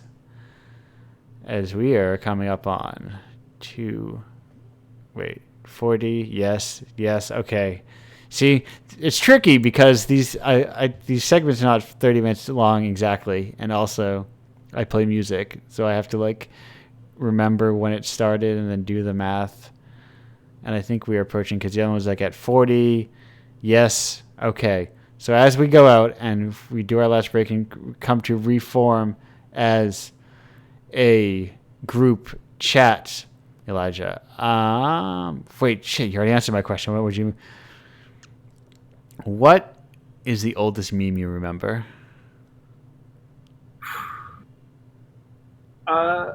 It's the first thing about in my head, which is not really a meme, but I guess it is Line Rider, that game, the Flash game where you draw a line and people sled down. I feel like it has entered meme status by this point. Okay. And that's something I just have a lot of fond memories of back in the day. Perfect. And with that, we are going to. I'm going to hit this. I'm going to get Fubar ready this time. I'm going to hit transition. I'm going to go to a break, and I'm going to say, hey, thanks for joining me for this. And we'll all be back in 3 minutes and 7 seconds, plus or minus a little bit of deafness before and after to make it easier to edit for my part. Thanks. Great. Thank you.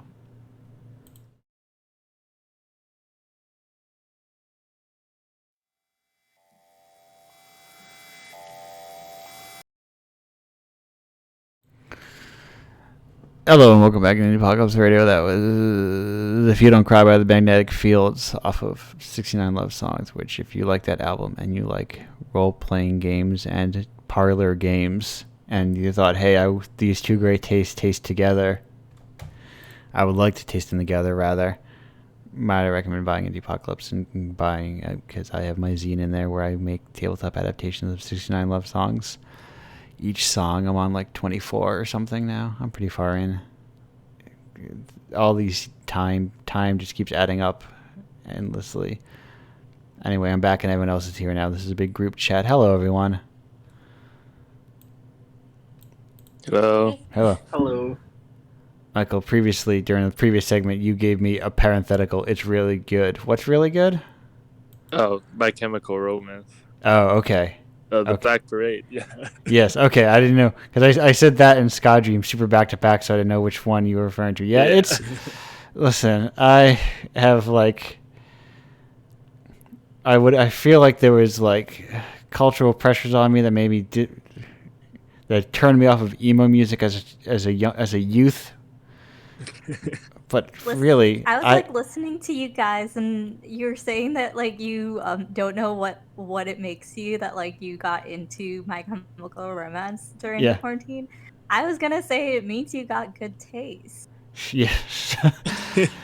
Yeah. I have like mentally to myself, I have thought when people joke about jokerification or any of that kind of thing, in my mind, it is. I think to myself that I am truly joining the Black Parade. It has this like immense theater kid energy that I appreciate. As someone who was even a kid in theater but was not a theater kid, I just I used to be into like American Idiot, the Green Days stuff, but as I grew out of that, the Black Parade that was just the heyday of music. I love Green Day. Like who was it? I was Forever the Sickest Kids. I was like so into them at that time. So it's funny that you mentioned American Idiot because that's how I got. So I got when I want to pretend that I'm cool, I will say when I think of Green Day, I'll be like, oh yes, Dookie, such a good album. But really, when I was growing up, I was listening to American Idiot because that was my. And I was like, wasn't the Black Parade also like a rock opera around the same time? And I remember, and someone had referred to. This conversation is totally going over Elijah's head. Do you remember this? Yes, no, definitely. I was not into My Chemical Romance. I know about them. Okay, but Green Day, I was very into as a child. What was your Okay, as you were a college age student, what was your Green Day growing up then? I don't know. I think I didn't understand music. Like albums. College. Yeah. And I'm kind of embarrassed to mention what like I would listen to before then, but like listen, we all had really embarrassing I for as cool as I seem with my playlists and my underground, like, hey, have you heard of like Each Other's Mothers? They're this 3-piece defunct math rock band out of New York that only had a demo. I listened to bad stuff in. Let me tell you about Power Man 5000.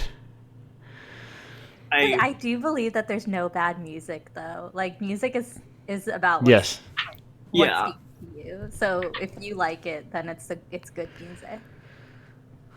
I listened to a lot of Sondheim in high school. Okay. The composer and songwriter of many musicals from the late 20th century. So that it's just kind of weird thing for high school to be listening to. I was a theater kid in the theater. Okay, I was gonna say that it's becoming increasingly less weird. Yeah, dude, in high school I was listening to Lady Gaga, so Yeah, listen, music is like a weird thing that I love because it's also like it feels like it's the thing I'm most afraid of being uncool in, even though I've never encountered people to judge you harshly for the music you like. I actually think it's because like music is so personal. I find it in my like life too. I rarely share the type of music I like with people because it really genuinely hurts me when they say they don't like it. I've learned to work past that. Being the person who would usually drive, which means you get to play my music, and then it's like, yes, I understand that you don't like Neutral Milk Hotel, but that's my car. So you're going to learn all of In the Airplane Over the Sea. Might even listen to a little bit of On Avery Island if I'm feeling spicy. But yeah, that is. Oh, earlier, Michael, I was like so surprised that you mentioned Paolo because he's definitely one of my heroes. I like made the game for a final for one of his classes. Oh, you went to CMU. Cool. Mm-hmm. Yeah. I went to UCLA we have a game lab there, and Paolo is kind of like a really good friend of the lab, I guess, and really good friends with the director. Yeah, he's like he's one of my heroes too. Yeah.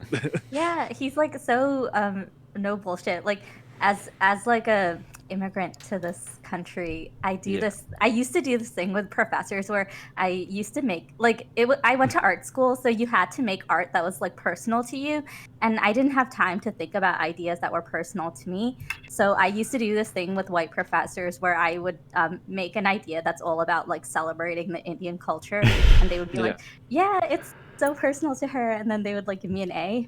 I remember I submitted an idea for this project to Paolo, like that was about like I didn't have time to think of a good final idea, and I submitted an idea that was about like celebrating the Indian culture, and he literally told me like, this sounds like you don't even care about it. Because like it was the first time someone who was white like called me out on it. I respected him so much after that. Yeah, and he's like in his blogs, whatever, he's pretty honest about it, because he's not like he doesn't care about the culture or whatever, but he's kind of like this leftist guy, and it just he is influenced me so much, because all his work has like really good like socially and politically important concept behind it, and a lot of his games it's just really well done. Yeah. It's not like I am doing this just for for an A or whatever. But yeah.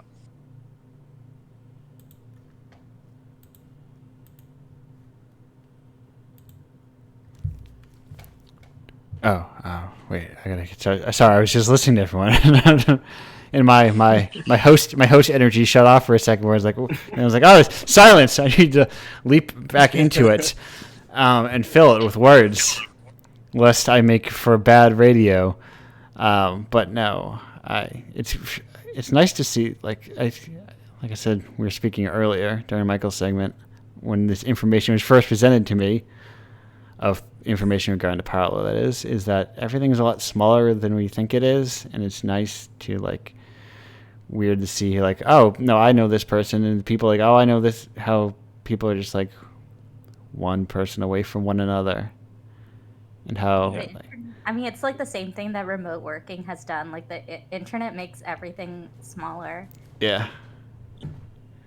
Right. It's like, yes, I feel like we're getting closer to the beautiful dream of like going back to small communities in a way.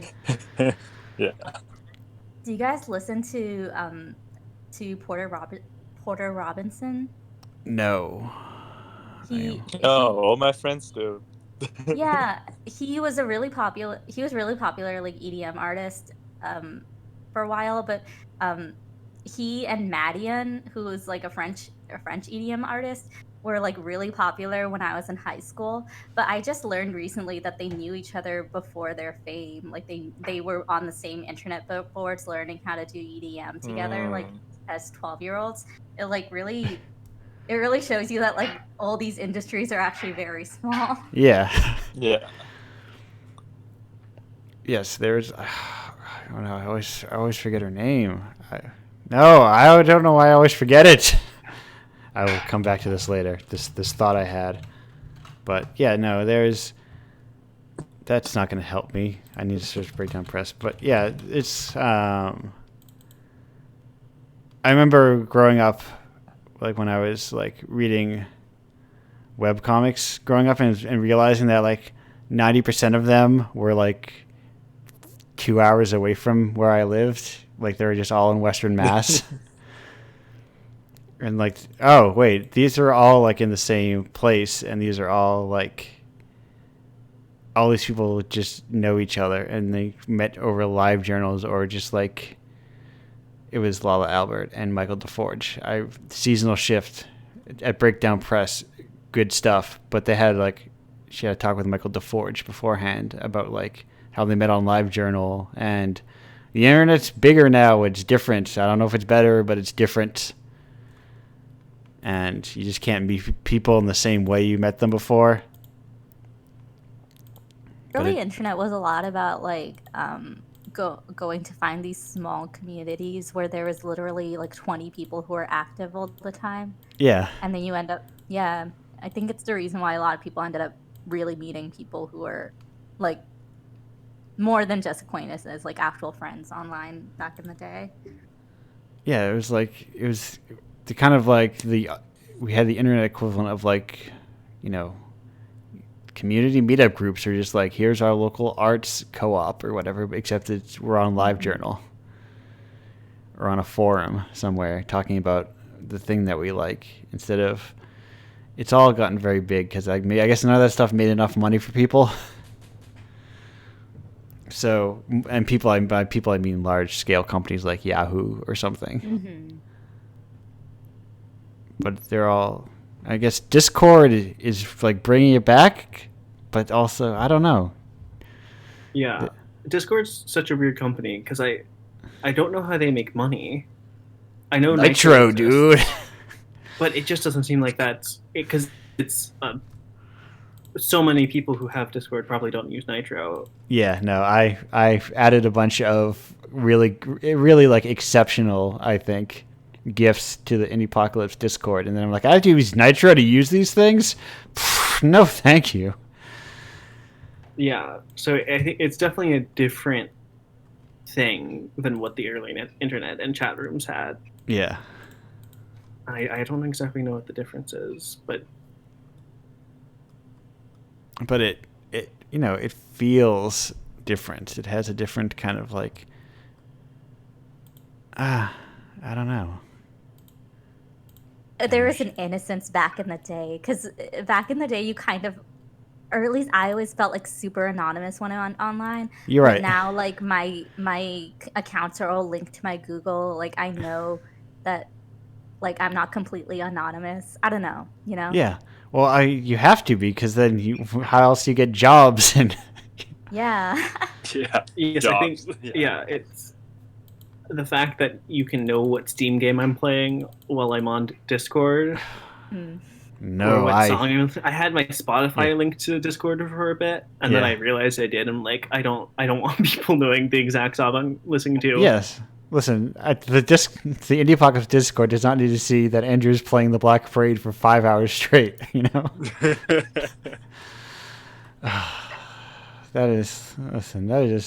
I've truly learned to appreciate that album, like, front to back, and you should. It's a beautiful thing, Yeah. and like. I saw, I think it was on TikTok, Andrew Lloyd Webber was like talking about like, all theater people remember the first chord of the Phantom of the Opera, but to make a song iconic using only one note. And at first I was like, oh, this guy's just doing it because it's funny. He's doing the Black Parade. I referenced that, but I'm like, no, wait. That dude wrote Jesus Christ Superstar. He is probably very into that album. But anyway, is there any, the original question I had when we were talking about music that I meant to ask, is there, do you have any music that you like were very into in high school that is like, yikes, that is very high school me music? I don't know if I could, or like, or if you like even tried to go back to it and it was like, this is a time in my life that is gone now. Hamilton. Oh. Yeah, I was big into Hamilton when it came out. And yeah. Each year that passes, I'm like further and further. That was too much. Listen, that. Miku Biner, Thomas Jefferson. Yeah, that's really all I remember. That's Scared. Whatever Hamilton I had left him. Yeah. Yeah. No, that. Luckily, it kind of like it was into Hamilton, and then the Sondheim I mentioned before kind of took over. Yeah. Which I feel is just a more interesting and I think a better place to be. And then, of course, just went into being open to more music. Yeah. Going to play. So I'm also like my theater kidness kind of started with Hamilton too. Right. Which, yeah. But I was able to kind of separate myself from it. Yeah.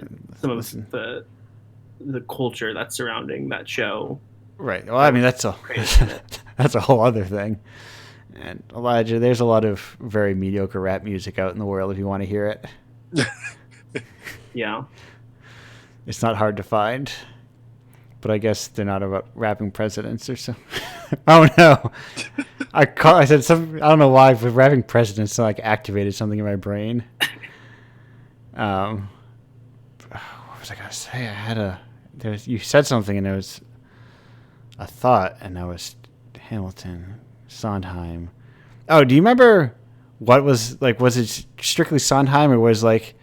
Do you remember like your first album of like, I'm getting into music now? That sounds more condescending than it is. I'll be generous. I will offer up. For me, it was when I bought Funeral by Arcade Fire. I was like, I'm getting into music now. They reviewed well. I think I got that and like that MIA album. I think both came out in the same year. What was it? Was it Kala? Was it or was it the other one? The one that had like, what's the name of that song with the All I Want to Do and the guns and the cash register? Paper Planes. Yeah.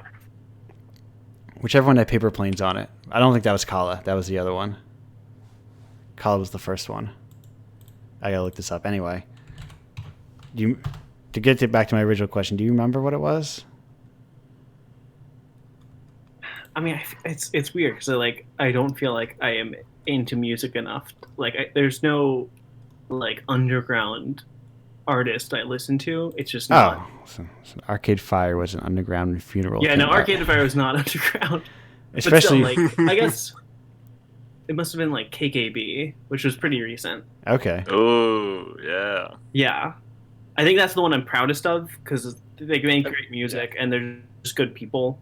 And it's also the only one I've seen. They're still pretty underground too. Yeah. Yeah, and they're also the only people I've been to a concert for. Oh. That was a great time. Okay. I mean, if we're talking concerts, the album name was Maya. That was the one I was thinking of.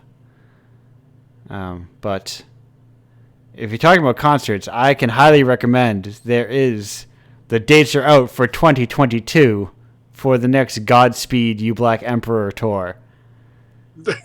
If you go to a concert, go to the Godspeed You Black Emperor tour. It's a great show. If you think you can tolerate like 15-minute long post-rock songs, it's great because they have like a projector and they like it's like an audio-visual show. Yeah, it's very cool. Oh, that's cool. Yeah, when I went to the show, I was behind the projectionist, and he has like these rows and rows and rows of like film strips, and he like feeds them in and out. Yeah. It's cool. They have their own media artists. That's cool. Yeah, it's Godspeed is very cool. Godspeed. Yeah, I'll check them out. I'm always looking for just more, weird music. It's like very kind of like that ambient. I don't know if it's ambient. It's post rock. It's music. It goes on for a very long time. Go with like Lift Your Skinny Fists, like Antennas to Heaven is a very good place to start, or just like F sharp, A sharp, Infinity, all good stuff. Yeah, I used to hate that kind of music, especially with rock. But after I've given like Swan's albums, twice, I'm down for it. Yeah. It's Godspeed. I think is less aggressive. Mm-hmm. Recently got Natashi Dorji, who's like an Asheville guy. Is that his name right? Yeah. Stateless, anyway. Also has good. The Swelling Fruit About the Shadow, the Husk of the Old World is a good name of an album. Anyway, I'm just kind of rambling about music now. because that's kind of what this show is about, is for me to get talking about music and trick people and to trick people in listening to music I like. Yeah. I don't know about like the first album or anything that like got me into music, but the first like artist that got me into lyrics was Bowling for Soup. Do you guys remember them? Yes, that was not. Dude, their lyrics are so smart. They're it's like such a bop, all their music, and like if you listen to lyrics, it's just so interesting. I remember there's this one song, "Falling for the First Time," that they made, but all of the lyrics are, I guess, I like all their lyrics because they tell a story, but in a way that's like rhythmic. 1985 is their most popular song, and it shows their lyricism very well. That is, when you were saying that was not the band that I was expecting. That was like, you really had me in the first half, and then you threw me for a wild loop in the second half. Hey, everyone starts somewhere. Yeah, no. Like, I guess like what I was saying is more like my instinct is for like towards like serious lyrics when you say someone says that, but like smart, clever lyrics are also like a very good entry point to like listening to what people are saying. I remember for a really long time it was hard for me to understand English lyrics. Because I grew up in a Tamil-speaking household. So I think the first time I got into music was when I could actually listen to the words and figure out what they're saying. And it took me a while. I think it was like middle school. But I think I completely fell in love with music after I learned about like Bowling for Soup and how like lyrics could, like, you know, they just made such interesting lyrics. Yeah. Okay, yes. That is a very different entry point. Yes, that makes a lot. You are painting this picture and it was like, I knocked my cord out for a second. I'm good though. I've returned. But no, that makes a lot.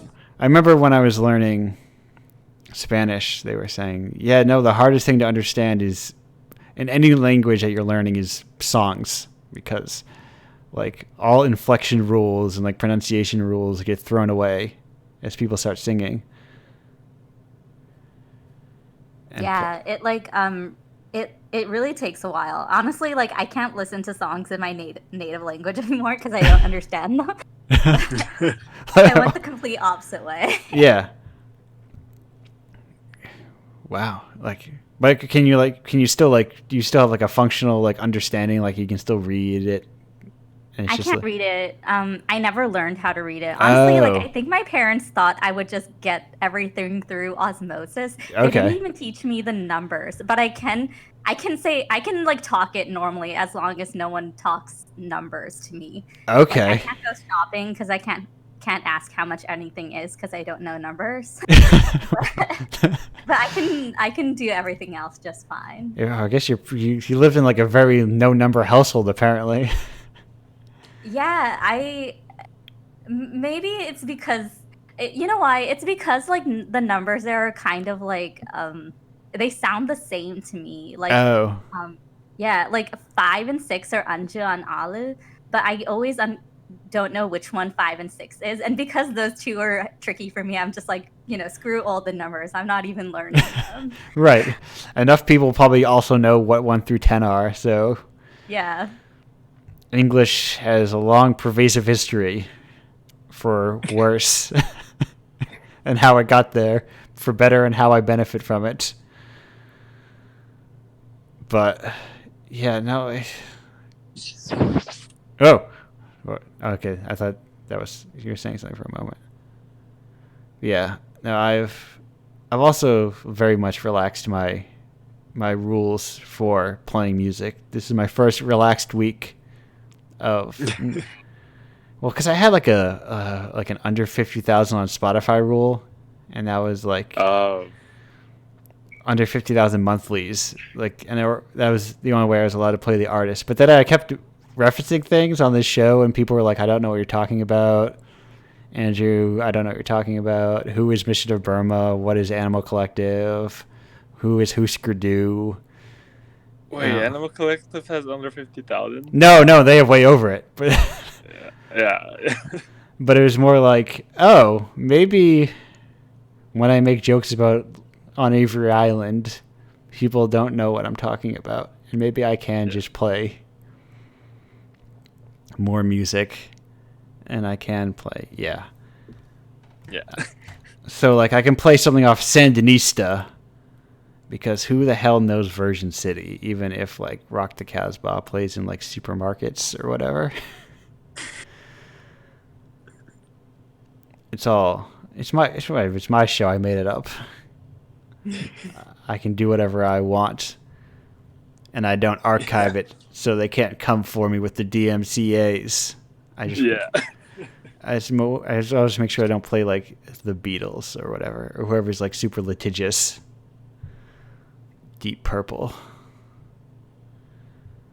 I don't know, but now, did anyone else have any?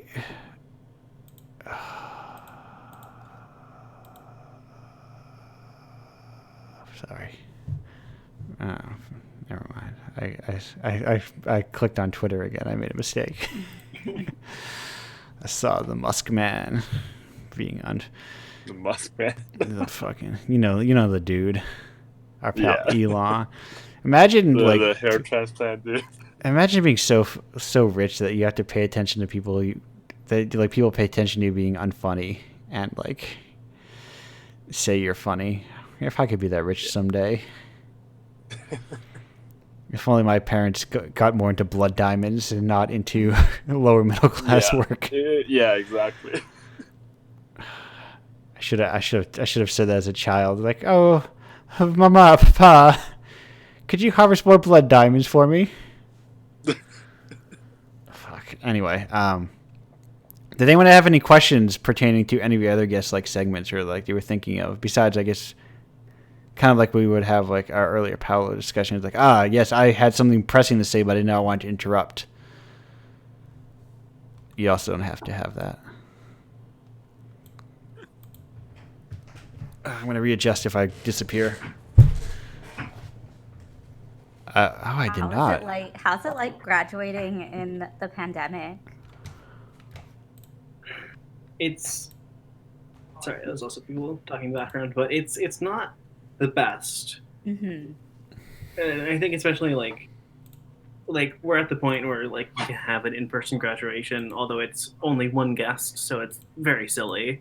Mm-hmm. But definitely just like the prospect of like going into the world after this and having to build a foundation from just without having to like without being able to do the normal things people know how to do and how to like come out of college. Mm-hmm. I think that's much scarier. The graduation part itself and like the college experience, although different, is because it's now gone. Like it's what happened and it's fine. I guess it's no use crying over it because it's done.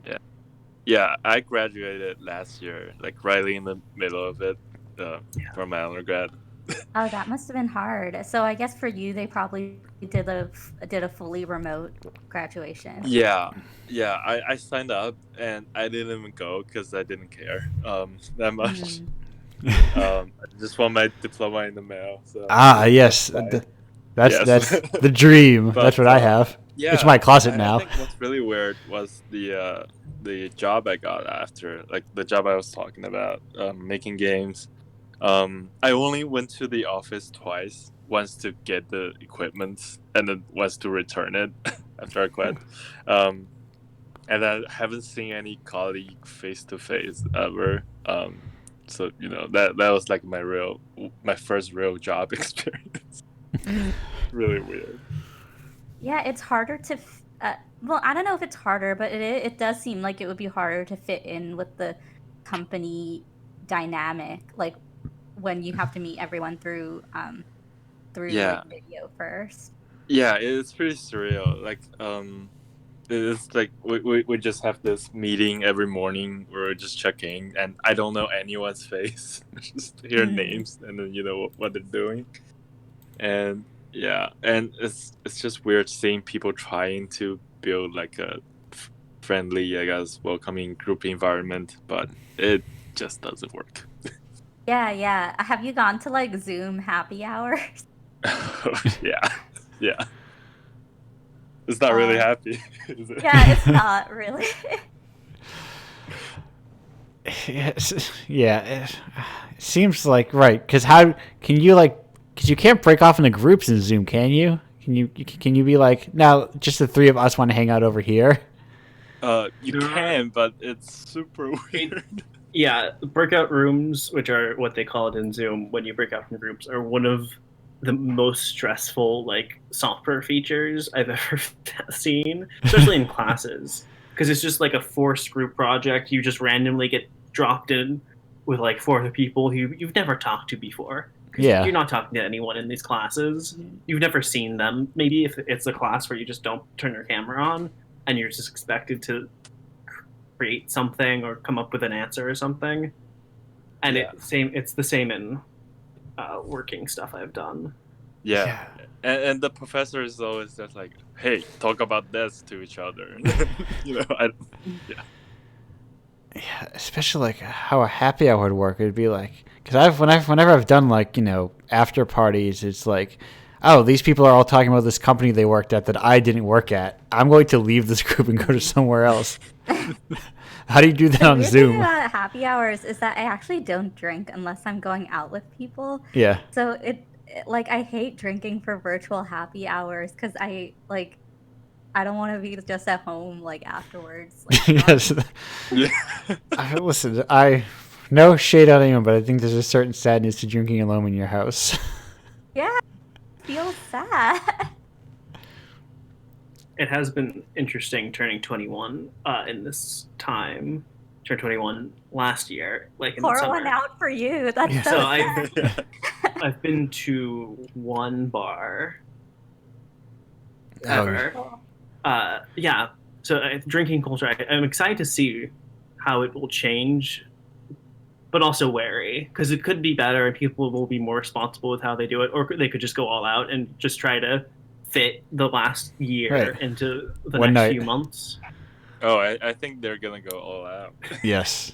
True, but yeah, I hope people going all out. So yeah, it's all about like how like your particular habits are. I preferred like when I got the little drinking that I did or do, I got into it in like the way of getting into more expensive beers, which meant that you don't drink a lot of them, and I just kind of go by the pictures that I like on the beers.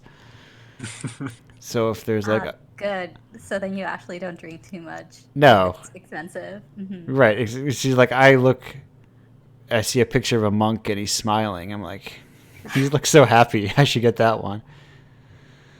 And I usually do. I'm making great plans to go to a friend's house soon, as once I am vaccinated, and I'm like, I know what I'm going to buy. I know the beer. It's got a monk. He's big. It's happy. I'm going to uncork it.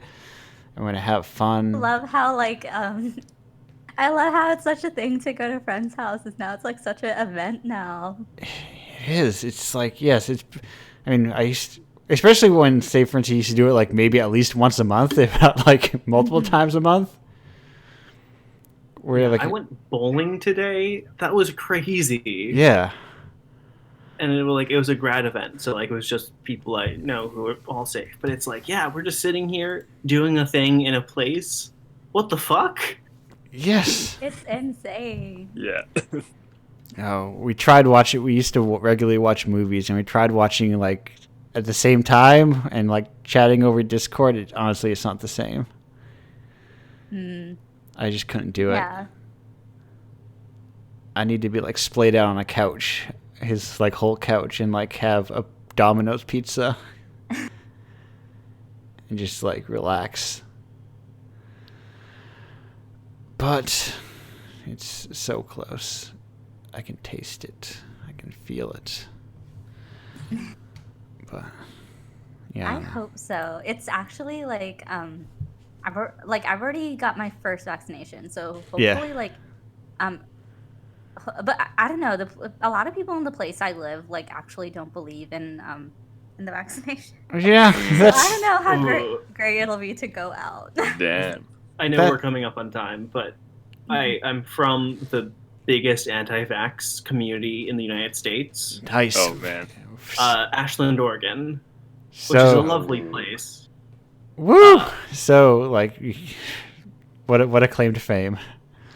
Yeah, and obviously, like, I'm not part of the community that comes from, and I'm like, yeah, and I kind of always it was a weird thing because instead of I rebelled against anti-vaxxers as a child, like that was my teenage rebellion. So I went really into science and like trusting medicine. It's just I think it's an interesting thing, and I wrote like a musical about like a famous doctor. So I was like, that's what this community needs. And did he rap? More awareness of. That's cool, but also I'm so sad for you. Yeah. Yeah. It's a weird place. It's like if like the hippie culture of the '60s never disappeared. Yeah. Mixed in with a lot of like community theater and art, which they're cool, but they can overlap in weird ways. Right. How that culture translates into 2021 is sometimes into ways you don't expect.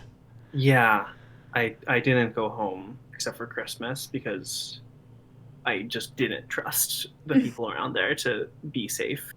Well, the beauty of New England is nobody talks about anything.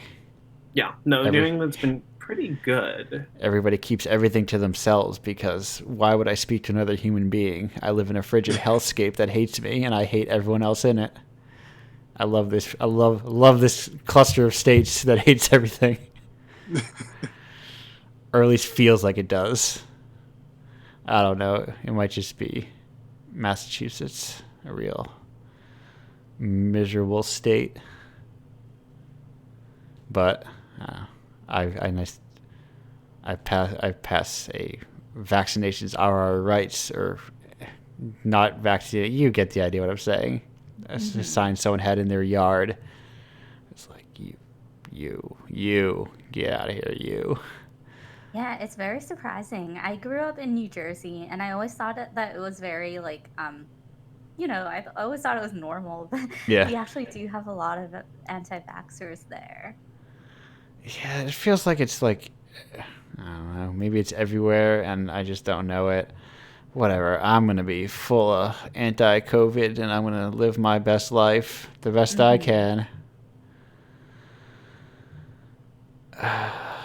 But Elijah, being here, good thing to keep me up on time. And yeah, I guess... Did you start this, like, Indiepocalypse during the pandemic? It's funny you asked a question like that. You see, when I started Indiepocalypse, it launched at PAX East, a large-scale gaming convention. And I had plans for me to go to regular shows. And that's why there's like... so it completely killed your plan. Yeah. Oh my god. That's why like the whole like zine portion of it was like the big part of that was that because like how it's demoing like 150 games would be like super hard, but if someone could go to like a table and like flip through those zine pages, they could be like, oh, these are cool. I want to buy this issue. Get your like it would have really helped with people just knowing about the project. Yeah. Yes. You're telling me. I when I was like thinking more serious about like, oh, I should, when I was to go all the way back when I was like, oh, I should think more seriously getting jobs in publishing. I was wondering, was like, if like the world opens back up and I go to conventions, suddenly do I just start like does it weirdly like immediately jump into full-time work? And like, like I don't know what the sales are like.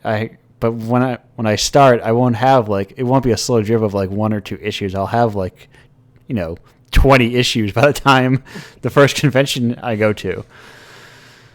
Yeah. Did you just do the first one like published and as a physical zine? Oh, and that was an itch page and everything too. Okay. And like no, like it was the first one, the only one you did physically. Oh no, I print one copy for me, and if you subscribe on Patreon at the $25 tier, I'll mail you a copy as well. Oh. Yeah. But yeah, there is a different thing from having it like mailing out versus having them printed at the convention. Yes. Yeah. Yeah. No, I still have my first one though. Box somewhere. Yeah. Also, I mean, contributors. I don't mention it, but if any contributors ever want one, they get comp copies. But. I think like also like it must be so much work too. I like you'll be so busy once things open up. Yes. I think it'll be a good busy, I think, and it'll make me. Yeah. I miss. It's weird. I actually got like a second, like a few freelance stuff during this time because I have so much time. But now I'm like kind of dreading everything opening up because it's not sustainable. Right. I want to get out and I want to see people. That part of this show was like, I miss meeting people, and now. Yeah. You must have like been able to meet a lot more people than you would have without like the show. Yeah. This is because most of you people, most of everyone, that phrase always strikes me as weird to say, but most of the contributors I kind of like meet through an email, and it's like sometimes I deliver very curt business emails because I'm very busy, and I'm like, yes, here's the facts. And even like just talking to people for like a half hour, it's like I was listening to a podcast and someone was saying like, he was saying like his wife thought it was weird they didn't socialize. Like he's like because he podcasts, he runs like 3 shows. He's like, that's my socialization. It feels like I've been socializing all week because I just host podcasts and I talk to all these different people every week. Yeah. And that's what this has done for me. It's felt good. But I think it is like to do a podcast, you do really need to exercise that social part of your brain. Yeah. And I am thinking that just rounding a bunch of people and just making sure conversations flow and stuff takes up a lot of social brain power. Yeah, after these shows, I feel like I'm like, it gives me that like after convention high where it's like, or that feeling where it's like, well, now I need to like, I can't order out, but sometimes I'll just go out and get food because I have that feeling of like, I need to get takeout because that's part of my after party ritual is going back to my hotel room and ordering a pizza. Yeah. Except I can't order a pizza. I mean, I could order a pizza. There's like a pizza place 2 minutes from my house, but I don't want to do that. Yeah, I'm like so excited for conventions to open too. Like 2020 was supposed to be the first year I got to go to New York Comic Con. Yeah. On an industry pass. So I was so disappointed that got moved. Did you do like their online New York Comic Con thing? No, well, honestly, the reason I wanted to go is because like I really wanted to see like all the booth setups in person because I think those stuff is like super interesting. I'm not like that into panels or like that into seeing like the first looks of all the right. No, I meant like as a like their contributor end thing. Oh no! I by industry pass. It's like very like I work in motion design, and some of my clients are like entertainment clients. Yes. So I can get I like barely qualify for it, but I'll take it. I mean, that's what you do. Listen, if you don't think I'm going to use Indiepocalypse Radio and present it as a panel to get into shows for free. Yeah, dude. I bet you could get a New York Comic Con industry pass too. Yeah, It's literally so easy. You just need to I think have a link to what you work on. Right. I want to go. I don't know if I actually want to go to New York. But I do want to go to an event at New York. But then, like, how do I sleep somewhere else that's not actually, there's this one event I always go to, but it's Game Developers of Color. They're in Queens, New York, but they're so good. Each time I went. Yeah, I usually, really not being of color, I opt not to like I can't justify traveling as just like an attendee. Yeah. Mm-hmm. I'm like, I'm not even gonna submit. Like, even if they would, like, no, I'm not gonna even no. Not even with like this Indiepocalypse like backdoor I have into these sorts of things now. I guess technically, I'm like, well, I'm supporting all sorts of diverse developers. Mm-hmm. But myself, I'm like, no, spaces. There are spaces that are not for me. Yeah, it's good though. Like if you're Yeah. ever in Queens at the time, which I don't know if you'll ever be, I don't think just so. randomly there. But no, yes, it's great yeah, that and that the guys show. who run it are super open. Like, Yeah. if you ever end up doing a collab or something. No, I'm glad that they like are continuing to go on like year. Like I feel like a lot of these conventions like sputter out after like a couple of years. Mm-hmm. But they like kept on because New York also had like Gaming X or something, gaming with the Y and that cheeky kind of way. Mm-hmm. But I think that thing stopped. I went to one of those. There was a very thirsty guy there. I was like, I understand what it's like to be a woman now. This is miserable. Oops, I cut out. I was saying, Yeah. I understand the female experience. Why won't this guy stop talking to me? Yeah. Guys, I don't know. Otherwise, it was a good show, or a fine show. It was all right. It was like a Microsoft building, but I learned that telltale mistake of telling a guy that you are also interested in the thing he was interested in, and then he's like, "Ooh, I'm gonna talk to you forever," and add you on Facebook, and you're miserable. I've met a lot of characters like that. Yes. I sometimes sell fan art at like anime cons. Yeah. So I I have a lot of experience dealing with people. Yes. I managed to dodge a lot of those bullets because most of those things are like, when you're outside of clear queer spaces, people don't make the same assumptions they would make otherwise. But anyway, on that note, I'm going to end this show because I just remember that Humble was trying to bring back yaoi culture, and I fucking hate that. Well, it was really nice talking to Yes. all of you. Yes. Sorry. Yeah. I'm glad to have you all. Super cool people. Glad to have this show.